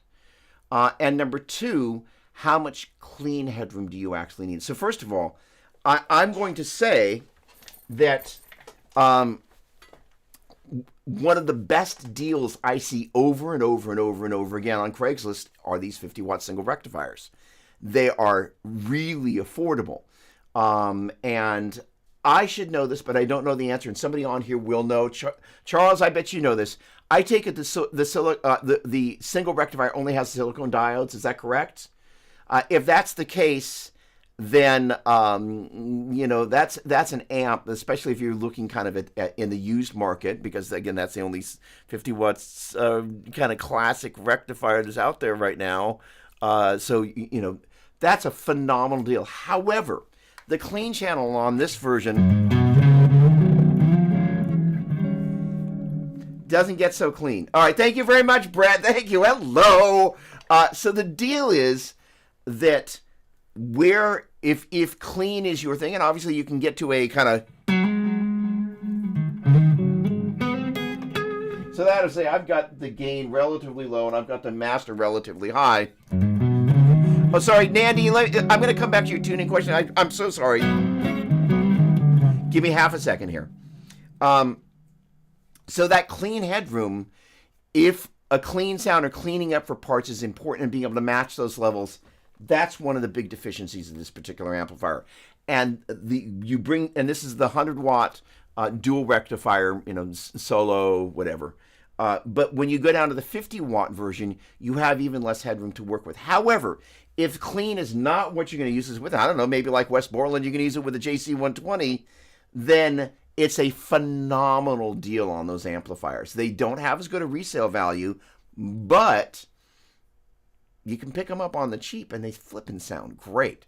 So there you go. So all right, so here's the other thing is that for those in the know, the rectoverbs, you can get basically a Rev G dual rectifier skinned as a rectoverb for less than you would pay for a Rev G, even though it's basically the same amplifier, but people aren't quite as hip, except for Brett, that you can do that. And those are dual recs. And it is actually really nice to have the reverb on it. Thank you, Brett. Much appreciated. So so then it's a matter of kind of how, I think the guy in Concord had one. I haven't seen it on there for a minute. Albert, I'll keep you posted. So this is the thing is that, and Brett, let me know, and Kevin, you're invited, and Charles as well. Do you guys troll Craigslist looking for boogies as well? I wonder if I open up my phone wherever the thing's hiding. Where is my phone? Invariably, if I open it up and I go to Craigslist, it's either on Boogie. I've started trolling Epiphones. It's actually really kind of a funny thing. All right. So all that to say, Brett is an idiot. Oh, I love you guys to death. He's a shill. I'm trolling him. Oh, my word. I wonder what you guys are saying about me on your phones. The dude's a shill. So that's so funny. All right, so Nandi, let me get back to your great question. Also for tuning, how often and when do you feel it's you need to open the locking nut on your floating bridge guitars? All right. In closing, kind of as we kind of get ready to close this thing off, as I mentioned, I think last time, generally as these tremolos start to wear out, they develop a lower spot where the guitar tunes to, or and it. Actually, this one's really good. So what'll begin to happen is there's a knife edge there that sits against the post there. That's kind of the stud that goes into the body. And what begins to happen is the knife edge starts to, instead of being at like a single point there, if I were to kind of push my finger into the webbing of the kind of that little point there, what'll happen is it flattens out and it develops two edges, one there and one there. And the tremolo will sit on one edge like that and the other edge like that.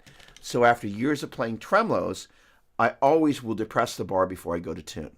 And that pushes it to the lower spot. Why the lower spot versus the upper spot? The lower spot is such that if you were to go to the upper spot and you do a big bend, it pulls itself to the lower spot. So by going to the lower spot, and when you bend, it doesn't do this dramatic tuning shift that, again, if you go like this, it's one way to kind of pull the guitar into tune. And if you didn't have a locking nut, that's one of the ways you can get a guitar to tune. Now, the thing about a Strat is, generally speaking, when you push it into lower position without a locking nut, I think we talked about this last week, but I'm happy to revisit this. One of the things that can happen is the strings get caught at the nut.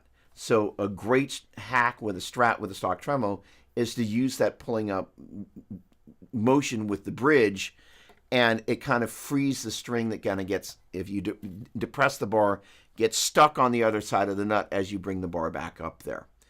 And Strats are, and I didn't mention this last time, less susceptible that when you pull it into the upper position of, well, actually, no, so that's right, thank you. So on a Strat, I said this wrong last week, on generally locking fine-tuning tremolos, eventually with enough flogging, they will develop a down and an up spot, like I was mentioning for the reason I mentioned before. On the stock Strat, you can tune it by depressing the bar, or you can tune it by pulling up on the bar, and generally you're going to get two different things. Unlike your traditional stock Strat's got 6 screws that go along the bridge there, and so the bridge, the way it kind of works with the instrument is different. And then this has 2 posts that'll have 6 screws that, the stock Strat that screw into the body. So as an end result, pushing it to the lower spot generally allows the string to kind of get stuck there, where pulling it to the upper spot, quote unquote, it's not even, I should say, pushing it down and pulling it up, what happens is it kind of pulls the strings that get stuck over on the other side of that and pulls them in. And if you tune to that upward spot, generally speaking, because you don't have the knife edges there, the tremolo goes, oh, okay, I just want to stay in tune in the upper position. And because it doesn't have kind of the dual knife edges, when you bend, it doesn't actually have a second spot that it'll pull itself flat to.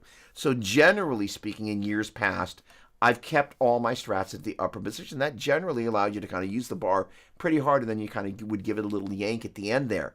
However, the pink Strat that you see me using sometimes can be a little pissy. And that guitar, they're all a little bit different, and that guitar just likes to be kind of pushed into the lower spot. Now, when it comes to tuning, I actually met that guitar. I actually changed strings on that guitar. So that was that original kind of brown Strat with a Diodario sticker on it.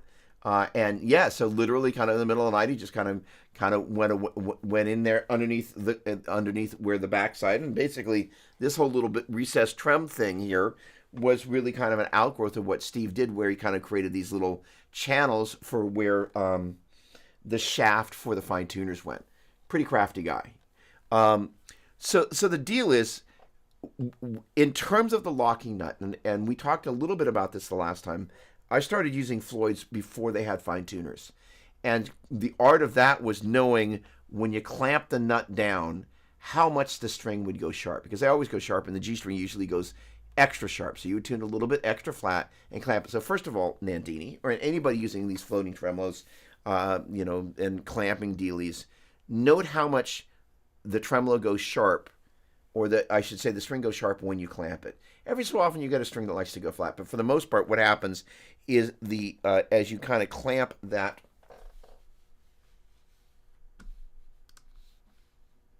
and this, by the way, at the beginning of the show said one of my favorite things is the comments and the interactive part. I love this. So the deal is when you've got your locking nut here and you clamp the string down, you're going to kind of see, I wish I could get a tighter zoom there, but you can see that underneath the locking nuts there, those three little guys, is a little kind of a plate. And when you generally kind of clamp that down, that plate has a tendency to shift a little bit like that. And it quite often will take the string with it and just go a little bit sharp. So it's just kind of bending the string inside the nut mechanism, as well as kind of pushing it down inside this. So the two of those together are causing the string to go a little bit sharp. And the G string in particular seems to be the most susceptible to that. So number one, and you always forget until you finally remember that you forget, that you want to zero out kind of in about a middle position, a little bit closer to the top than not, your fine tuners as you do this. The other question is, do you undo all the locking nuts at the same time? That depends. So when I go to change strings, I only change strings one at a time from the low E string to the high string. And I only unclamp the locking nuts as I'm moving from low to high. I'm generally very conscious that once I get from the E string and the A string and start to move to the D string, I'll try and, first of all, give those a really good stretch. What I'll do is I'll use my thumb and the index finger and my thumb here and kind of run across the string like that and give it a nice, good stretch like this. It will take some of the life out of the string, but it also dramatically reduces the slippage. And in turn, with the string unclamped, I will put my hand over the strings at about the 12th fret and give a gentle tug, and that will loosen up the extra string that's wrapped around the peg there, and kind of, I should say, it will yank and tighten up any looseness that's there. And that way, as you go to tune each time, as that releases, if you don't kind of snug that up, every time you unclamp, it's going to do this kind of crazy equilibrium thing where ideally you want stability, that when it's clamped and when it's unclamped, it sits generally about the same spot. But it is about an equilibrium. I see a couple comments on me. Let me just finish this here real quick. So the idea is we're trying to get this to sit about in tune before we then unclamp the next pair and the next pair. Then at that point, one of a couple of things will happen. So any of you who have a locking fine tuning tremolo know exactly what I'm about to describe, which is where your tremolo absolutely loses its flipping mind. It's floating north, it's falling south. You're like, what did I do to deserve this? I just want to change strings for you, and this is how you repay me. So there are a couple of very important tricks. Thank me later, because what happened was, the funny thing is, there's a guy named John Carter, a.k.a. Carter, who used to manage, he co-wrote Red with Sammy Hagar, and managed / co-managed Chickenfoot until he passed away. He was a lovely guy. And when I met him, he was the vice president of A&R for Chrysalis. So he came and saw a band that I was playing in, the Johnny Gunn Band. And before that show, I'm changing strings on my guitar, and my guitar just decided, tonight I'm having a hissy fit. And I generally change strings pretty close to the beginning of the show. And the tremolo was just freaking out. And in that moment of desperation, I went, well, the guitar is pulling itself sharp. I'm going to, it was pulling itself, I don't remember which it was doing. It was, the tremolo was pulling like this, floating up like that. And so the deal is, that meant the guitar was pulling itself sharp. So what I kind of went, okay, I'm going to tune it flat. And what happens is that same degree, so what'll happen as it's kind of doing its freak out thing, one way or the other, more often than not, the guitar has pulled itself sharp. So you go through, and normally the normal process we do is like, oh, I'll just take that string that was sharp and tune it to the normal pitch. No. You take the string that was sharp and you tune it the same amount flat by the amount that it was sharp. And I learned this because we're going on in 15 minutes. I'm freaking out. I'm going to lose my mind. I can't be out of tune tonight. Thought it was really smart to change my strings, and I'm in the kitchen at the Stone on Broadway in San Francisco with my guitar on the kind of the metal cooking surface there, or not the cooking surface, but food prep thing. Probably not super sanitary for my guitar or the food surface. But the point being is that instantly the guitar just pulled itself into tune. I kind of went, okay, this is something I need to remember. So the deal is, one, the way you tell when it's time to change your strings, then it's time to change these strings. In particular, if you run your thumb underneath the D string, you'll find that you begin to get some pitting from the fret on the bottom side of the string. And that's going to tell you, it's like, all right, it's time. The other thing is you will probably find that there's an interval that you kind of begin to kind of go, I remember what my strings sounded like when they were new. And it's far enough from that I'm like, I'm missing that little extra bit of brilliance. So that's another way to do it. Another thing is just kind of go, hey, you know what? If I have X number of guitars, I'm going to change them X period of time and put together some sort of thing. That is some sort of little, document, or some sort of note that maybe you've got a little note pad, a physical one that you use for all your gear. One of the, I think that we talked about last time is traditionally, the guitar techs will actually put up here a piece of painter's tape and with the name of the note that the strings are going to be tuned to for that guitar. That is to say, this guitar is tuned to E flat, so all of these would be E flat, A flat, D flat, G flat, B flat, and E flat, such that as on a string change or tuning, on a dark stage, I can easily see what that's going to be. Quite often you might actually do it in glow in the dark ink or something like that, so you're able to see, kind of what that is. The point being is that will potentially discolor the wood on there, so I wouldn't necessarily try and doing that. Yeah, and so the funny thing is like that, honestly, it's first of all, or thank you or you're welcome, and second of all, it's kind of like, oh, it's pitted. It means that because ultimately when a D string breaks, because D strings break a little bit differently. It's kind of the one wound string that sometimes will break in the neck area. And what happens is that unlike the other strings, the D string does that pitting thing from the frets. It's really interesting. The others are not nearly as susceptible to that. So when you begin to kind of go, oh, it's beginning to pit, that's a great time to get it out. The other thing is that for many of us that have enough guitars that we come back to the case, we kind of go, oh, okay, it's time. So that is to say, one of the ways to tell if you need to change it, that's a telltale sign. It's like, okay. And so again, I like to change them one at a time, go from low to high, and as I go from each pair, so here's the thing. So generally speaking, new strings, especially on a lock and fine tuned tremolo, will almost always break here. They break at the nut just because you clamped them too high. So no, that's totally normal, D string included. However, if you let your D string go too long, what will happen is that those kind of, if you will, wind breaks, it'll break up here and it'll snap. That's a rarity, but that's when you kind of let the strings go way too long.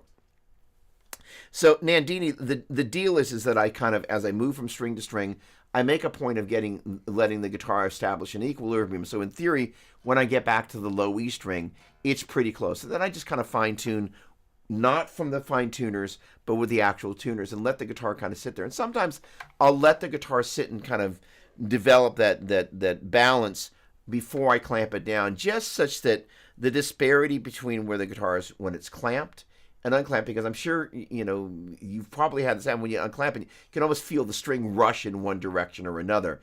And usually what will happen is because this string has stretched, you can feel it kind of rush in this direction. That is to say, this portion of the string, through bending and playing, will get elongated. And as you kind of use the fine tuner, you're compensating for that.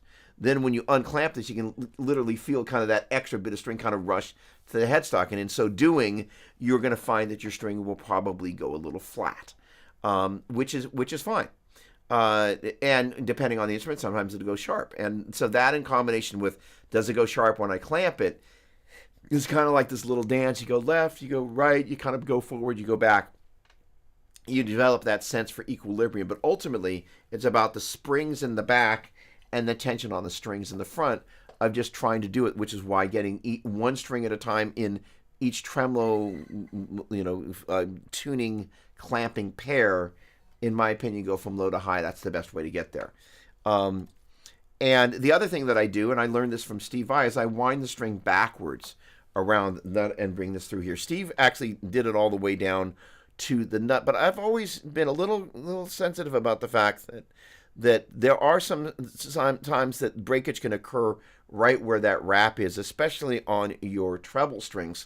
So by putting the extra string here, the other thing is you'll never, and I know you know what I'm talking about, cut your hand on a string that's like this. Some people find this unsightly. I actually kind of, there was a period of time I really enjoyed doing that. I still do that on my V, but I keep it a little bit shorter just so it's not quite as obvious. But I might go back to the longer thing. I don't know. But it's kind of neat to look over there. It's kind of like old whiskers or something. But the thing is that for other strings, what I've gotten in the habit of doing, I'll bring the string up here, and I'll generally clip it right along the height of the tuner, or the fine tuner, I should say, the locking tuner, and that way it's not sticking up above the actual peg, such that if you put your finger on there, you're not going to pierce your finger with the string. So it's just kind of getting it so it's about the same height as you go to cut it. And if you find that you got a little bit too much height, I find that I have a tendency to bend it this way, because when you bring your first finger around, if it's bent this way, that's when you're going to poke your finger. When it's bent this way, I find that I tend not to grab with the thumb. It's my first finger that I have a tendency to make some sort of tension there.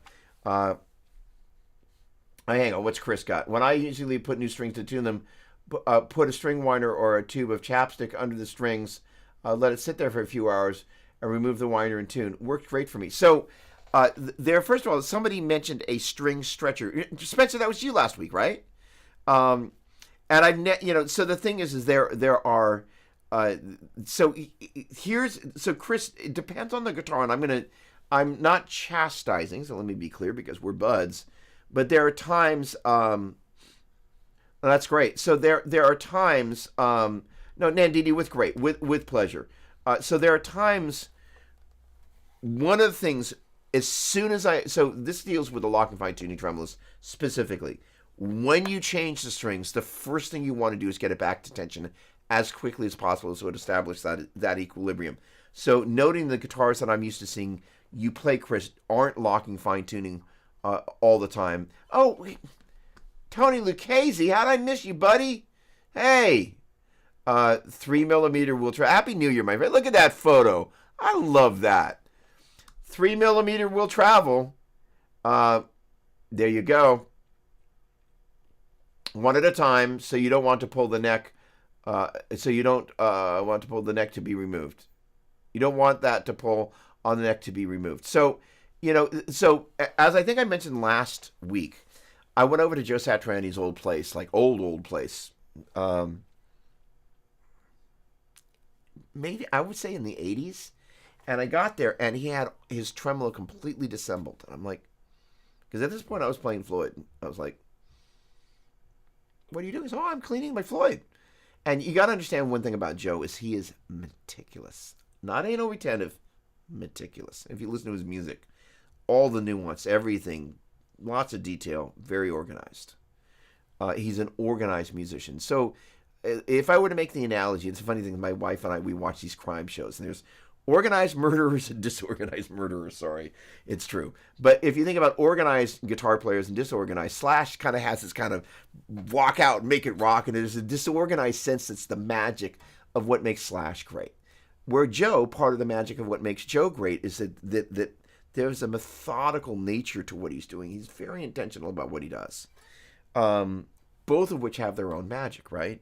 But that kind of being really intentional about what you're doing and how you're doing it is an important thing to know about yourself and kind of have your sense of that. So Joe is literally the only guitar player I know that literally was like, no, I need to pull this thing off. I need to clean it, because, for him, it's like, well, this is machinery. I need to keep it clean. I was like, it's interesting. I've never, ever once, and, I've got in this room 1, 2, 3, 4, 5.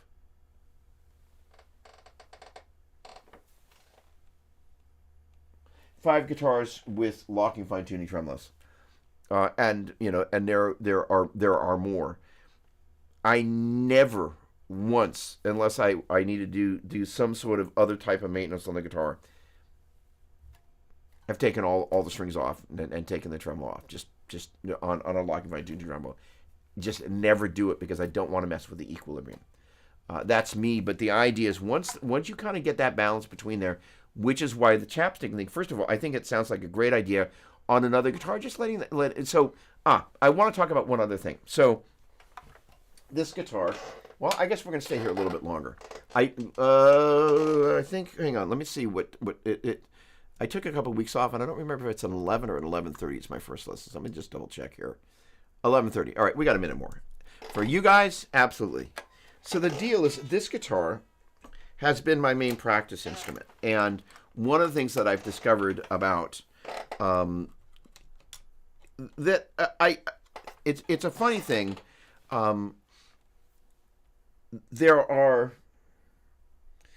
This guitar, the action is high and has been high, and this is kind of lives in the bedroom. And I kind of the other day finally went, you know what? I'm going to lower the action just a little bit. And one of the things that I discovered is, because there are a couple of guitars around here that I've done that recently with. There's an SG that what happens is that on your traditional bridge and stop bar tailpiece, the further the stop bar tailpiece is into the body, the greater the tension on the strings. I finally went, you know, I've been muscling through this guitar, and it's just too hard to play.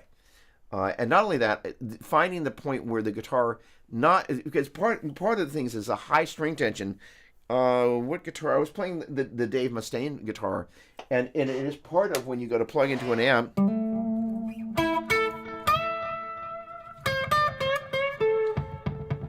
Now, this is part of the problem with this guitar. This pickup is too high. So I went, and you heard my, in the background, that's happening. So the other thing is that as I lowered the action here, the string started buzzing on the pickup. So just be conscious. If you hear a buzz, sometimes it's not the frets or the bridge. It's actually the string just too close to the pickup. Or I should say, the pickup too close to the string. So the other thing about this guitar that I discovered, and the SG, once I kind of adjusted the tension on the strings from, in this particular case, by lowering the two 3mm studs that are here into the body, there was a moment where the neck needed a minute to sit. So Chris, to your point, sometimes just letting your guitar sit for a second. String tension is relatively great, and different strings have a different amounts of tension, and they make the neck do different things. And I discovered on both guitars, and kind of one of the things, by the way, I always share this with you. I don't say I actively look for point-to-point comparisons, but when I see patterns, I'm always aware around all of this stuff. For example, again, here's our major. Well, all of these 3-note string patterns we were talking about before, on a single string, will have two fingerings that are the same. In this case, two of what I call double doubles. When we get up to Dorian, we kind of get the 1, 2, flat 3, 4, 5. Sorry, 1, 2, flat 3, 4, 5, 6. Hold on. All right, there we go. So, sorry, I was wanting to make the one pattern that wasn't the double into a double. So we got a 1, 2, flat 3, 4, 5, 6, flat 7, 1. So as soon as I got to the second one, I went, wait a second. Major had these guys, and I was like, oh, there's one the same. And as soon as I got here, I was like, oh, I see a pattern. So I've kind of just gotten in the habit of keeping an unconscious eye open for patterns, because it allows you to kind of put things together in buckets. And I kind of noticed, and for some people this is going to be an obvious thing, but, because back in the day, I spent a lot of time playing Gibsons, I was kind of always tinkering with things, and maybe I kept things closer to where I wanted them. That initial tinker, I didn't move things quite as much as I did on these guitars, but I noticed that the neck needed a little bit of time to settle into what I needed to do. So you may, for Chris, kind of putting the chapstick under there and just kind of letting the guitar. First of all, it's probably a great way to let the string stretch, by the way. It's a great strategy, as long as it's not a lock and fine tuning tremolo. That is basically the equivalent of doing a bend, and that means that you're kind of stretching the springs to a place that's not where they're going to want to sit. You're stretching the strings to a place that's not where you want them to sit, and now you've kind of done a double whammy on that. So that may not be what you're looking to do. But it's been a really good learning lesson of kind of going, okay, when I make adjustments on the guitar, sometimes the guitar just needs a moment for the neck to kind of go, oh, okay. Um, so there's that. Okay, hang on. Let me scroll a little bit. I use when it's great. Wait.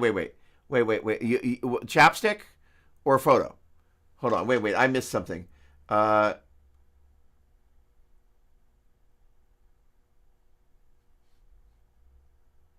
okay, crazy. Yeah, Monster Strat style. Although I did it with my Gem 2, that could be the cause of some problem. Okay. Okay. So, so the Ernie Ball Music Man trem, I don't know how they've done it. That guitar, it is over there, and that was not one of the ones that I counted in on the mix. It doesn't have a locking nut. Obviously, they figured out a thing or two, or about a thing or two. That guitar, you can flog the flippin' pants out of it, and it stays in tune exceptionally well. I'm kind of like, I don't quite know how they've done what they've done, but it's a phenomenal tremolo. String stretcher, thank you very much. Oh, there, thank you, Tony. There we go. Hold on. I use one. It's great. Aha. Sorry, I'm a little slow. I'm the new guy here. Hey, by the way, my peeps were hanging out. I love this. All the homeroom people. All right, I have a 62 SG that needs some attention from Gary Brower. That guitar is almost as old as I am. Oh, dude, very cool. So, the thing is, I was at Gary's place, and this is kind of what, again, I will encourage you to kind of think about things in addition to that kind of there's a thing in computer program called pattern recognition, where you kind of begin to see these like things. And it's, again, part of it is, each of us is wired a little bit differently, and that's part of what makes us, uniquely different from one another.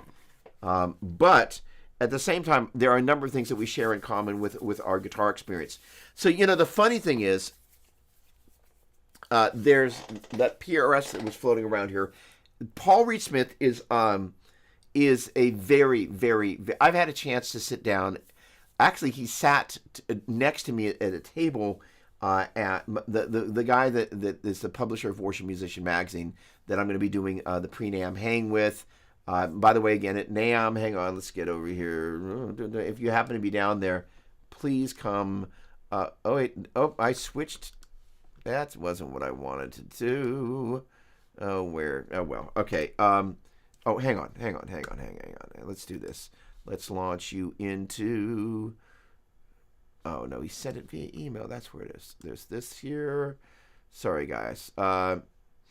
This little guy right here, this little piggy went all the way home. There we go. So Wednesday the 22nd, 6 until 9. I'm going to do probably a 3-song set, but it's free. There's going to be a bunch of other great guitar players. But Bruce is the publisher and founder of Worship Musician and Collectible Guitar. And so at one of his guitar shows, Paul Reed Smith came and spoke. And he's a fabulous guy, really funny, exceptionally smart, and has really kind of in the midst of kind of going, hey, you know what? There's Gibson scale and there's the longer Fender scale. Let me try something in between. And it's a really happy, quote unquote, medium.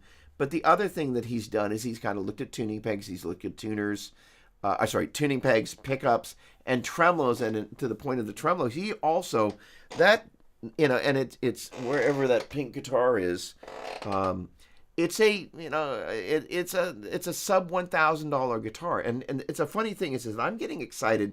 Funny thing is I'm not going to be buying any $2,000 or $3,000 guitars anytime soon, and I'm kind of enjoying the $1,000 or sub $1,000 price range. Okay, there are certain things that this guitar isn't. It's not going to play the same way that Greenie does.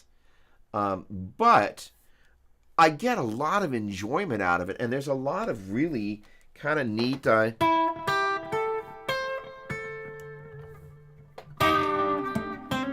again, this amp does not have the best clean tone.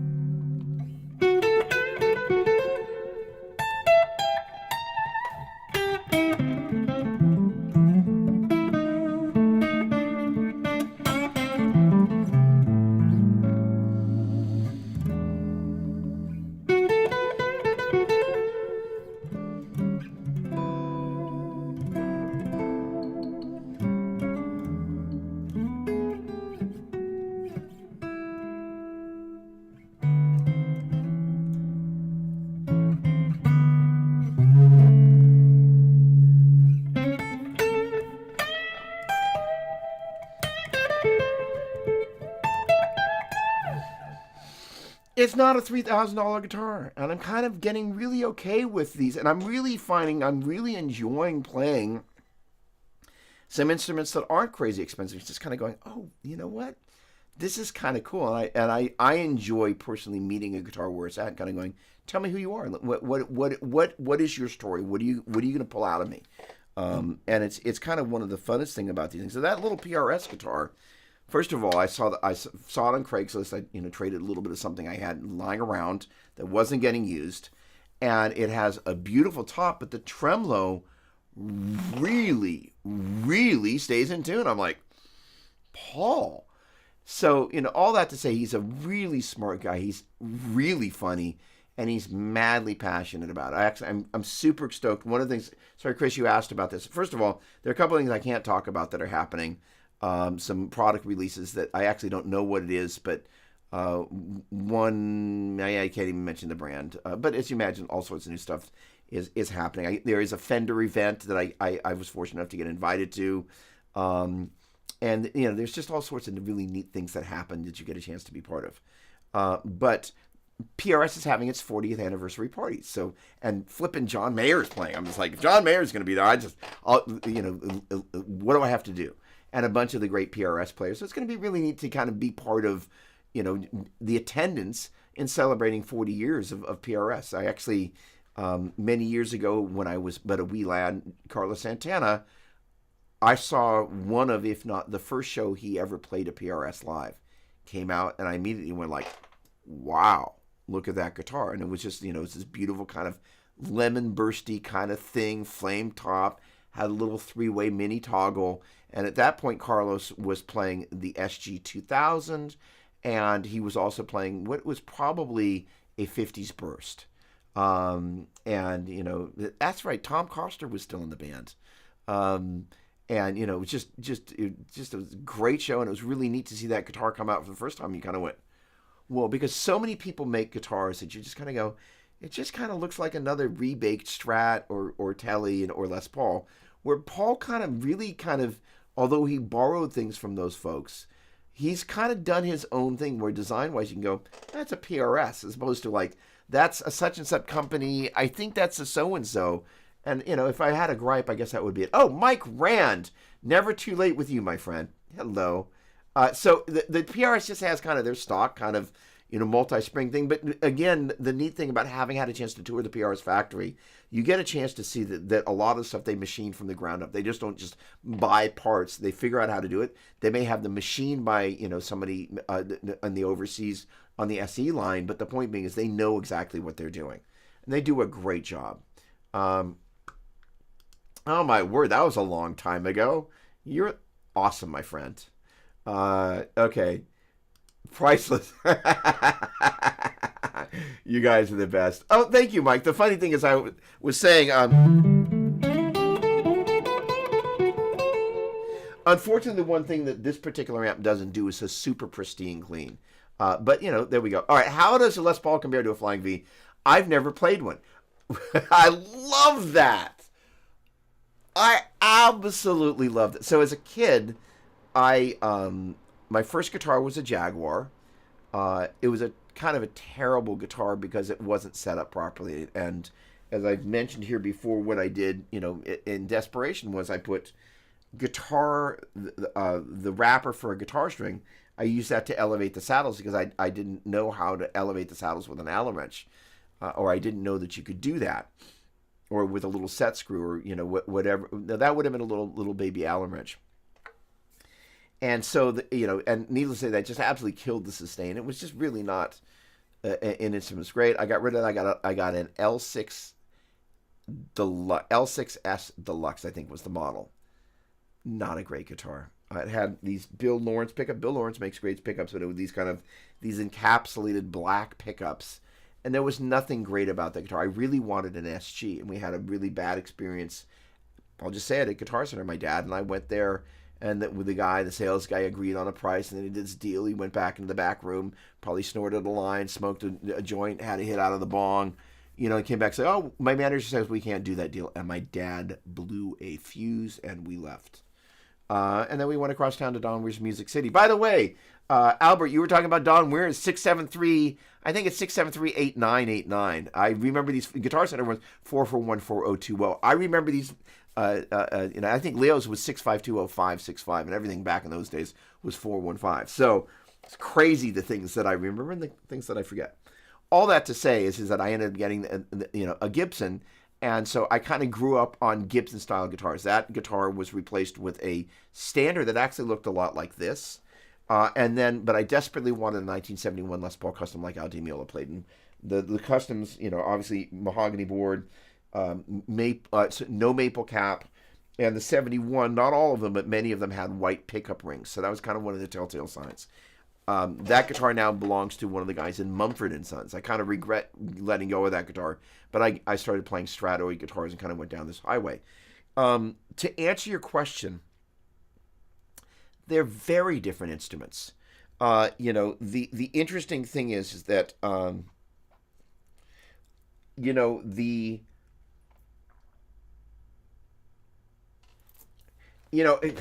to say something here that sounds really stupid, but I'm 99.9% positive this is a mahogany body. But that's an awful lot of body. And I say that because on one of these guitars, there's a crack. I've gone through the paint. Not this one, the number 1V. And, I look down on there and like, I'm 90% positive that's mahogany. Because it has a particular look when you see it. It's got kind of a brown kind of, it's a funny thing. There's one of those on Craigslist. I'm kind of like, I'm like, of all the guitars that I'm not excited about finding and grabbing one, Marauder's one of them. All right, so in any case, but the thing about the Flying V's is that they're actually, compared to a Les Paul, is they're generally very light. This one is much thinner than kind of the newer one, which is, I think they call it a 70s Les Paul, 70s Flying V. That said, Les Pauls are kind of famous for being a little bit heavier on the side of things. Part of that is the maple cap will make it heavier, but not necessarily that, mahogany can be a relatively heavy wood, which is why the SGs, or as at one point they were called Les Pauls, because of the thinner body, the sound of mahogany is really cool. It is a really neat sounding instrument. Switch over here. There we go.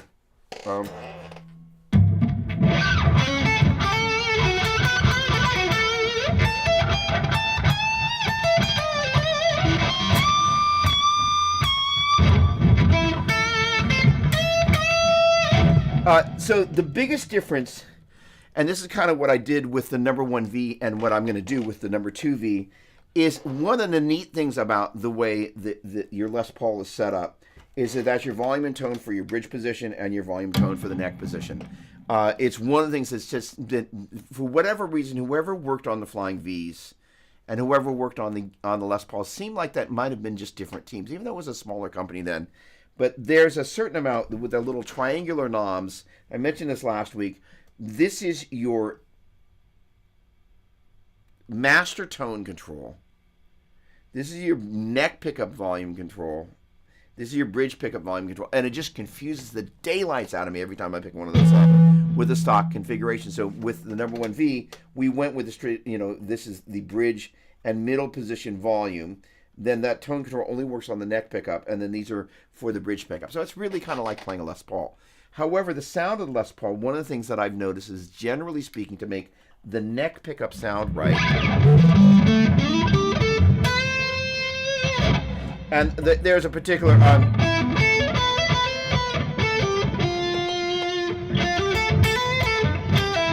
how's that?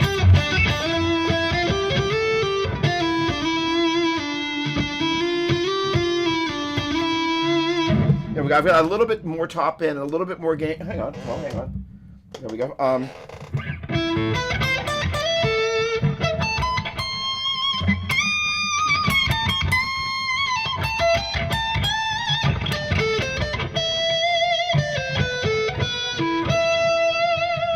There's a really pretty neck pickup sound.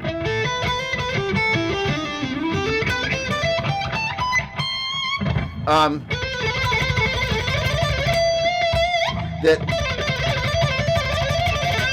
you can really hear as for a slower passage. And also, the way it responds to faster picking, it is a very unique thing about a Les Paul neck pickup that it's different than it is on a Flying V. And I would actually go so far as to say the neck pickup on a Les Paul, it's what it does is a little bit more special.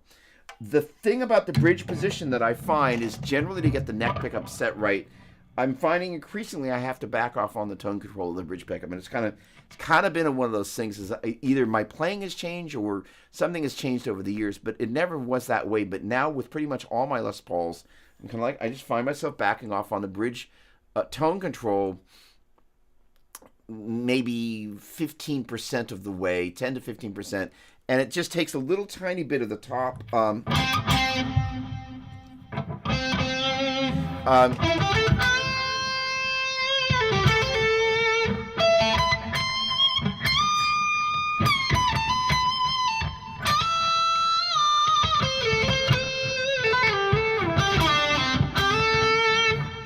By the way, as I mentioned before, that sound is this pickup being too flippin' high, and that's my pushing, because I'm kind of doing stuff where I'm resting on the strings, and normally that pickup isn't as close to the strings.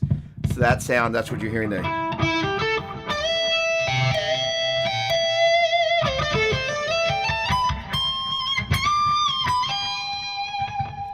It's a really pretty sound, and that is a markedly different voice than... I don't have a stand that I can pop this guy into than the V. That said, as I kind of fell in love with the sound... oh, good. You can sit over here. As I fell in love with the sound of the V...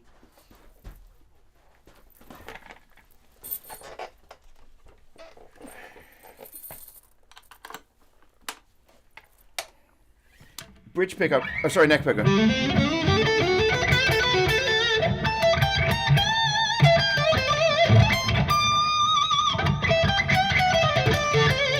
Nothing wrong with the neck pickup. Don't get me wrong. There I am again flipping with the wrong control.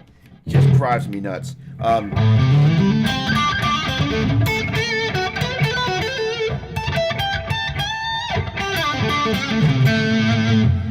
Bridge position, never have to back on the tone control. I mean, that to me is the essence of what I love about a Flying V.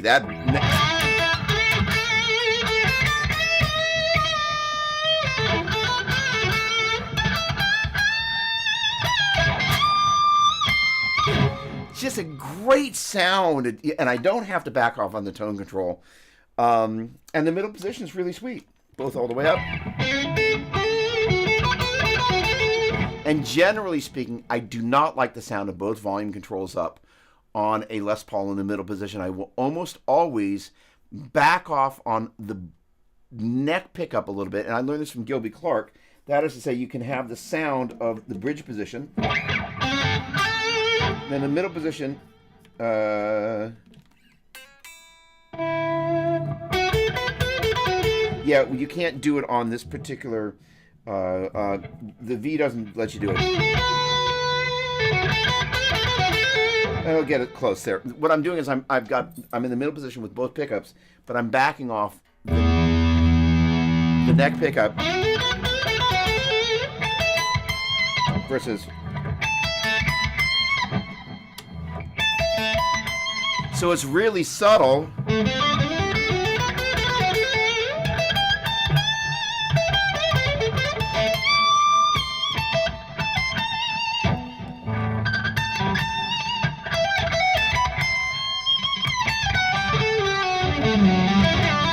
And what's neat is you can get the bridge position.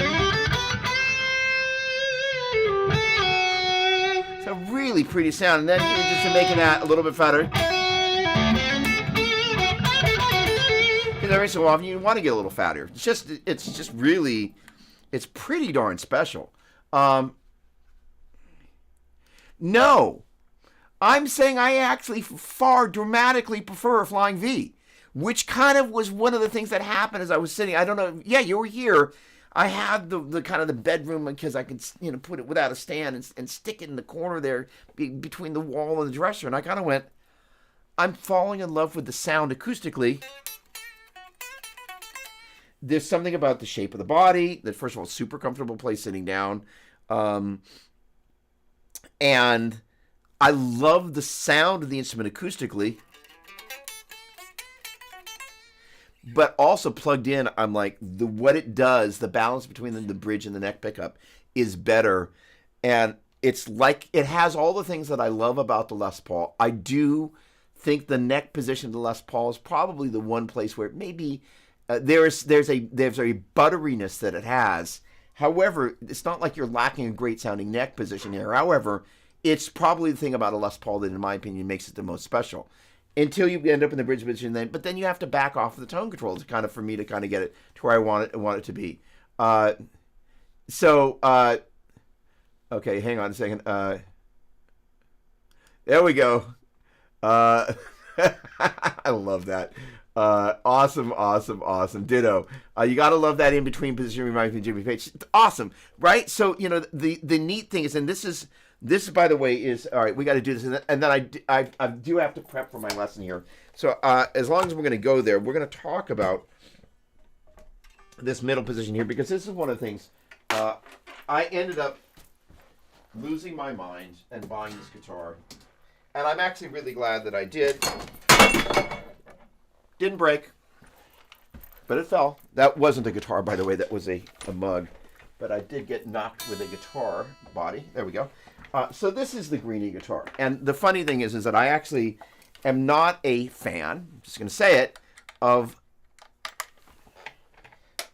the middle position with both controls all the way up.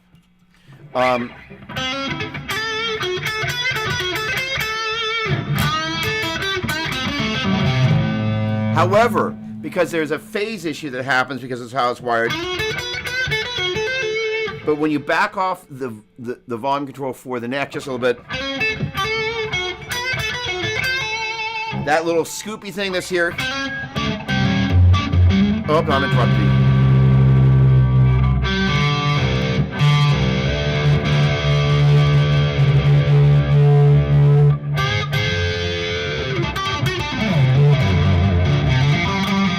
You can hear that kind of honky thing? Now, there would be a place on a recording which you might want to use it.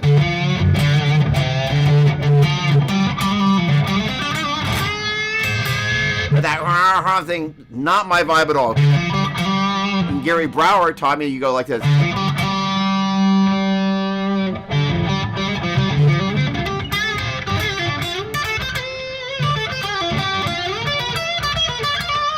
I'm backing off a little bit more.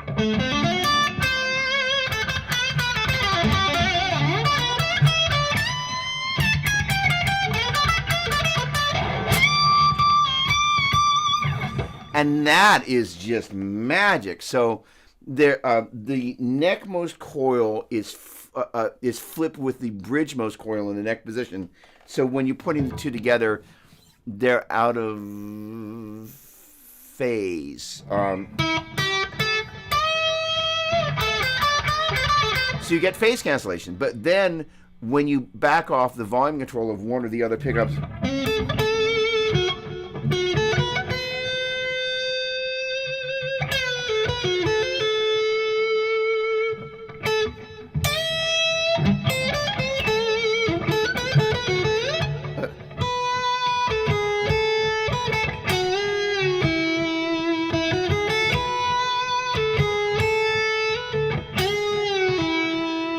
that little balloon, that's magic right there. So as much as I hate them both all the way, I'm getting little goosebumps. Like Main Street, when I was about yay high, and that was actually on the radio. They had a thing called the radio back in the day. I should say they had a thing called the radio that people used to listen to back in the day. So that was one of my favorite sounds. So anything that kind of gets into that zone, I'm like, so that ability to leverage that middle position that I don't like, but by changing the balance between the pickups and kind of still keeping a little bit of that phase cancellation in there, but then fine tuning it so it's not completely phase canceled by changing the level of the pickups. That's a really magic thing that, well, there you have it. Hey, So yes, and there are some people that really love that scoop thing. So more power to them. So all right, hello, Brad. Great to see you as always, my friend. 52 sounds great. Thank you, Chris. You are the bestest, but you know that. What about the woman? So the woman tone thing is actually. Thank you, Tom. I absolutely love this guitar. And this guitar. So the interesting thing is, as much as I kind of have said, I'm pretty much buying guitars that are $1,000 or less. This guitar was not. And the crazy thing is I am not a doctor and I'm not a lawyer. And one of the things that people kind of unfairly do, because doctors and lawyers who play guitar love playing guitar just as much as somebody that's not a doctor or lawyer, and they kind of get beat up on it. I think it's kind of not cool. But so there are a number of people that who've bought this guitar because they are quote unquote people of means. I bought this guitar. Initially, I thought, oh, you know what? I thought it was going to be more of a limited edition than it was. I thought, you know what? I want to check it out, and then we can sell it, and who knows? Maybe a little bit in the back end might make a little bit of money on it. Turns out that that they're still doing a production run of this, where the very first, the bazillion-dollar ones of these that I never could have thought about buying. There was no way I was going to be able to do that, and that was a limited run. So when I got on the phone with the folks at Gibson, like an idiot when I first ordered the guitar, I was like, oh, send it to me, kind of the slowest, cheapest shipping. And I thought, you just bought this kind of rather expensive guitar. What's wrong with you? So I called up to Gibson. I got a human being, a really nice person. I said, hey, by the way, I'm kind of a Gibson artist. I said, okay, we'll change the shipping. And they ended up not upcharging me for the shipping.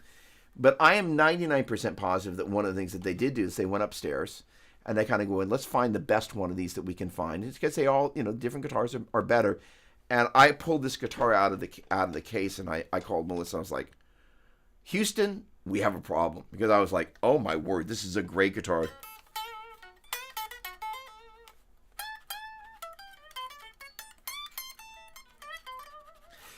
They managed to make a new guitar feel like and sound like an old guitar. And they did, and not that, just look like, but sound and feel and play like. And it was just kind of like it was a magic moment and kind of going, wow, this is a special instrument. And I have not spent as much time as I should playing them, because the more you play them, thanks, Chris.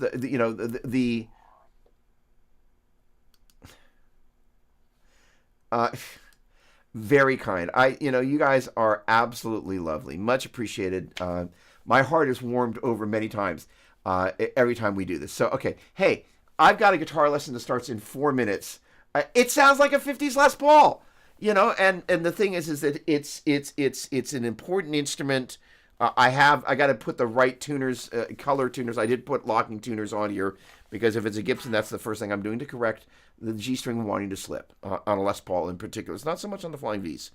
In any case, look, I've got a lesson that starts in 4 minutes, so I need to just take a little bit of time and prep for that. I want to say thank you for hanging out. I absolutely, like I said at the beginning of the show, and I said a little bit later, one of my favorite things about all of this is that when we kind of get into this interactive part, it's like it's part of the things I want to script in the show, and that I really left this thing feeling last week. Thank you very much. And everybody, have a great one. Be safe. And again, for all the people who are going through it in Los Angeles, my heart and prayers are out to you. You guys are just great, and kind of we get a rhythm going around stuff, and it's the stuff that I have no idea what somebody's going to ask about that actually is my favorite part of the show. So thank you again. Make it a great one. Tom, how is your mom doing, by the way? Nandini, all my favorite people. So Brad, yo, 3 minutes and counting. Tom?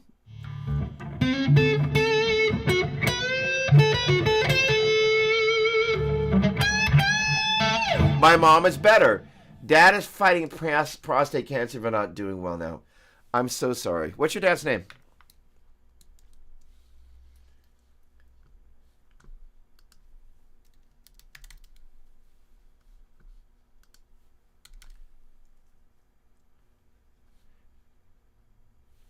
Tom. Okay. If you don't mind, I'm going to add him to my prayer list. All right. You guys, much love. Thank you so much. Uh, uh, there you go. On it. Awesome. Hey, what's going on, my man? Sorry, I saw you when you came in. How you been? But I didn't get a chance to formally greet you. I saw. Where did you come in? And I was in the middle of blabbing about something. Ron, what's happening? How are you? Time to shred. Peace, everyone. Thank you so much. Make it a great one. And I will see you next Saturday. Thanks again so much. Cheers. Where'd my fancy button go? That's really weird. My button to end the stream is, I guess I'm going to have to quit the application. All right. Thanks so much. You make it a great one. Thanks for hanging out. So much fun. Cheers.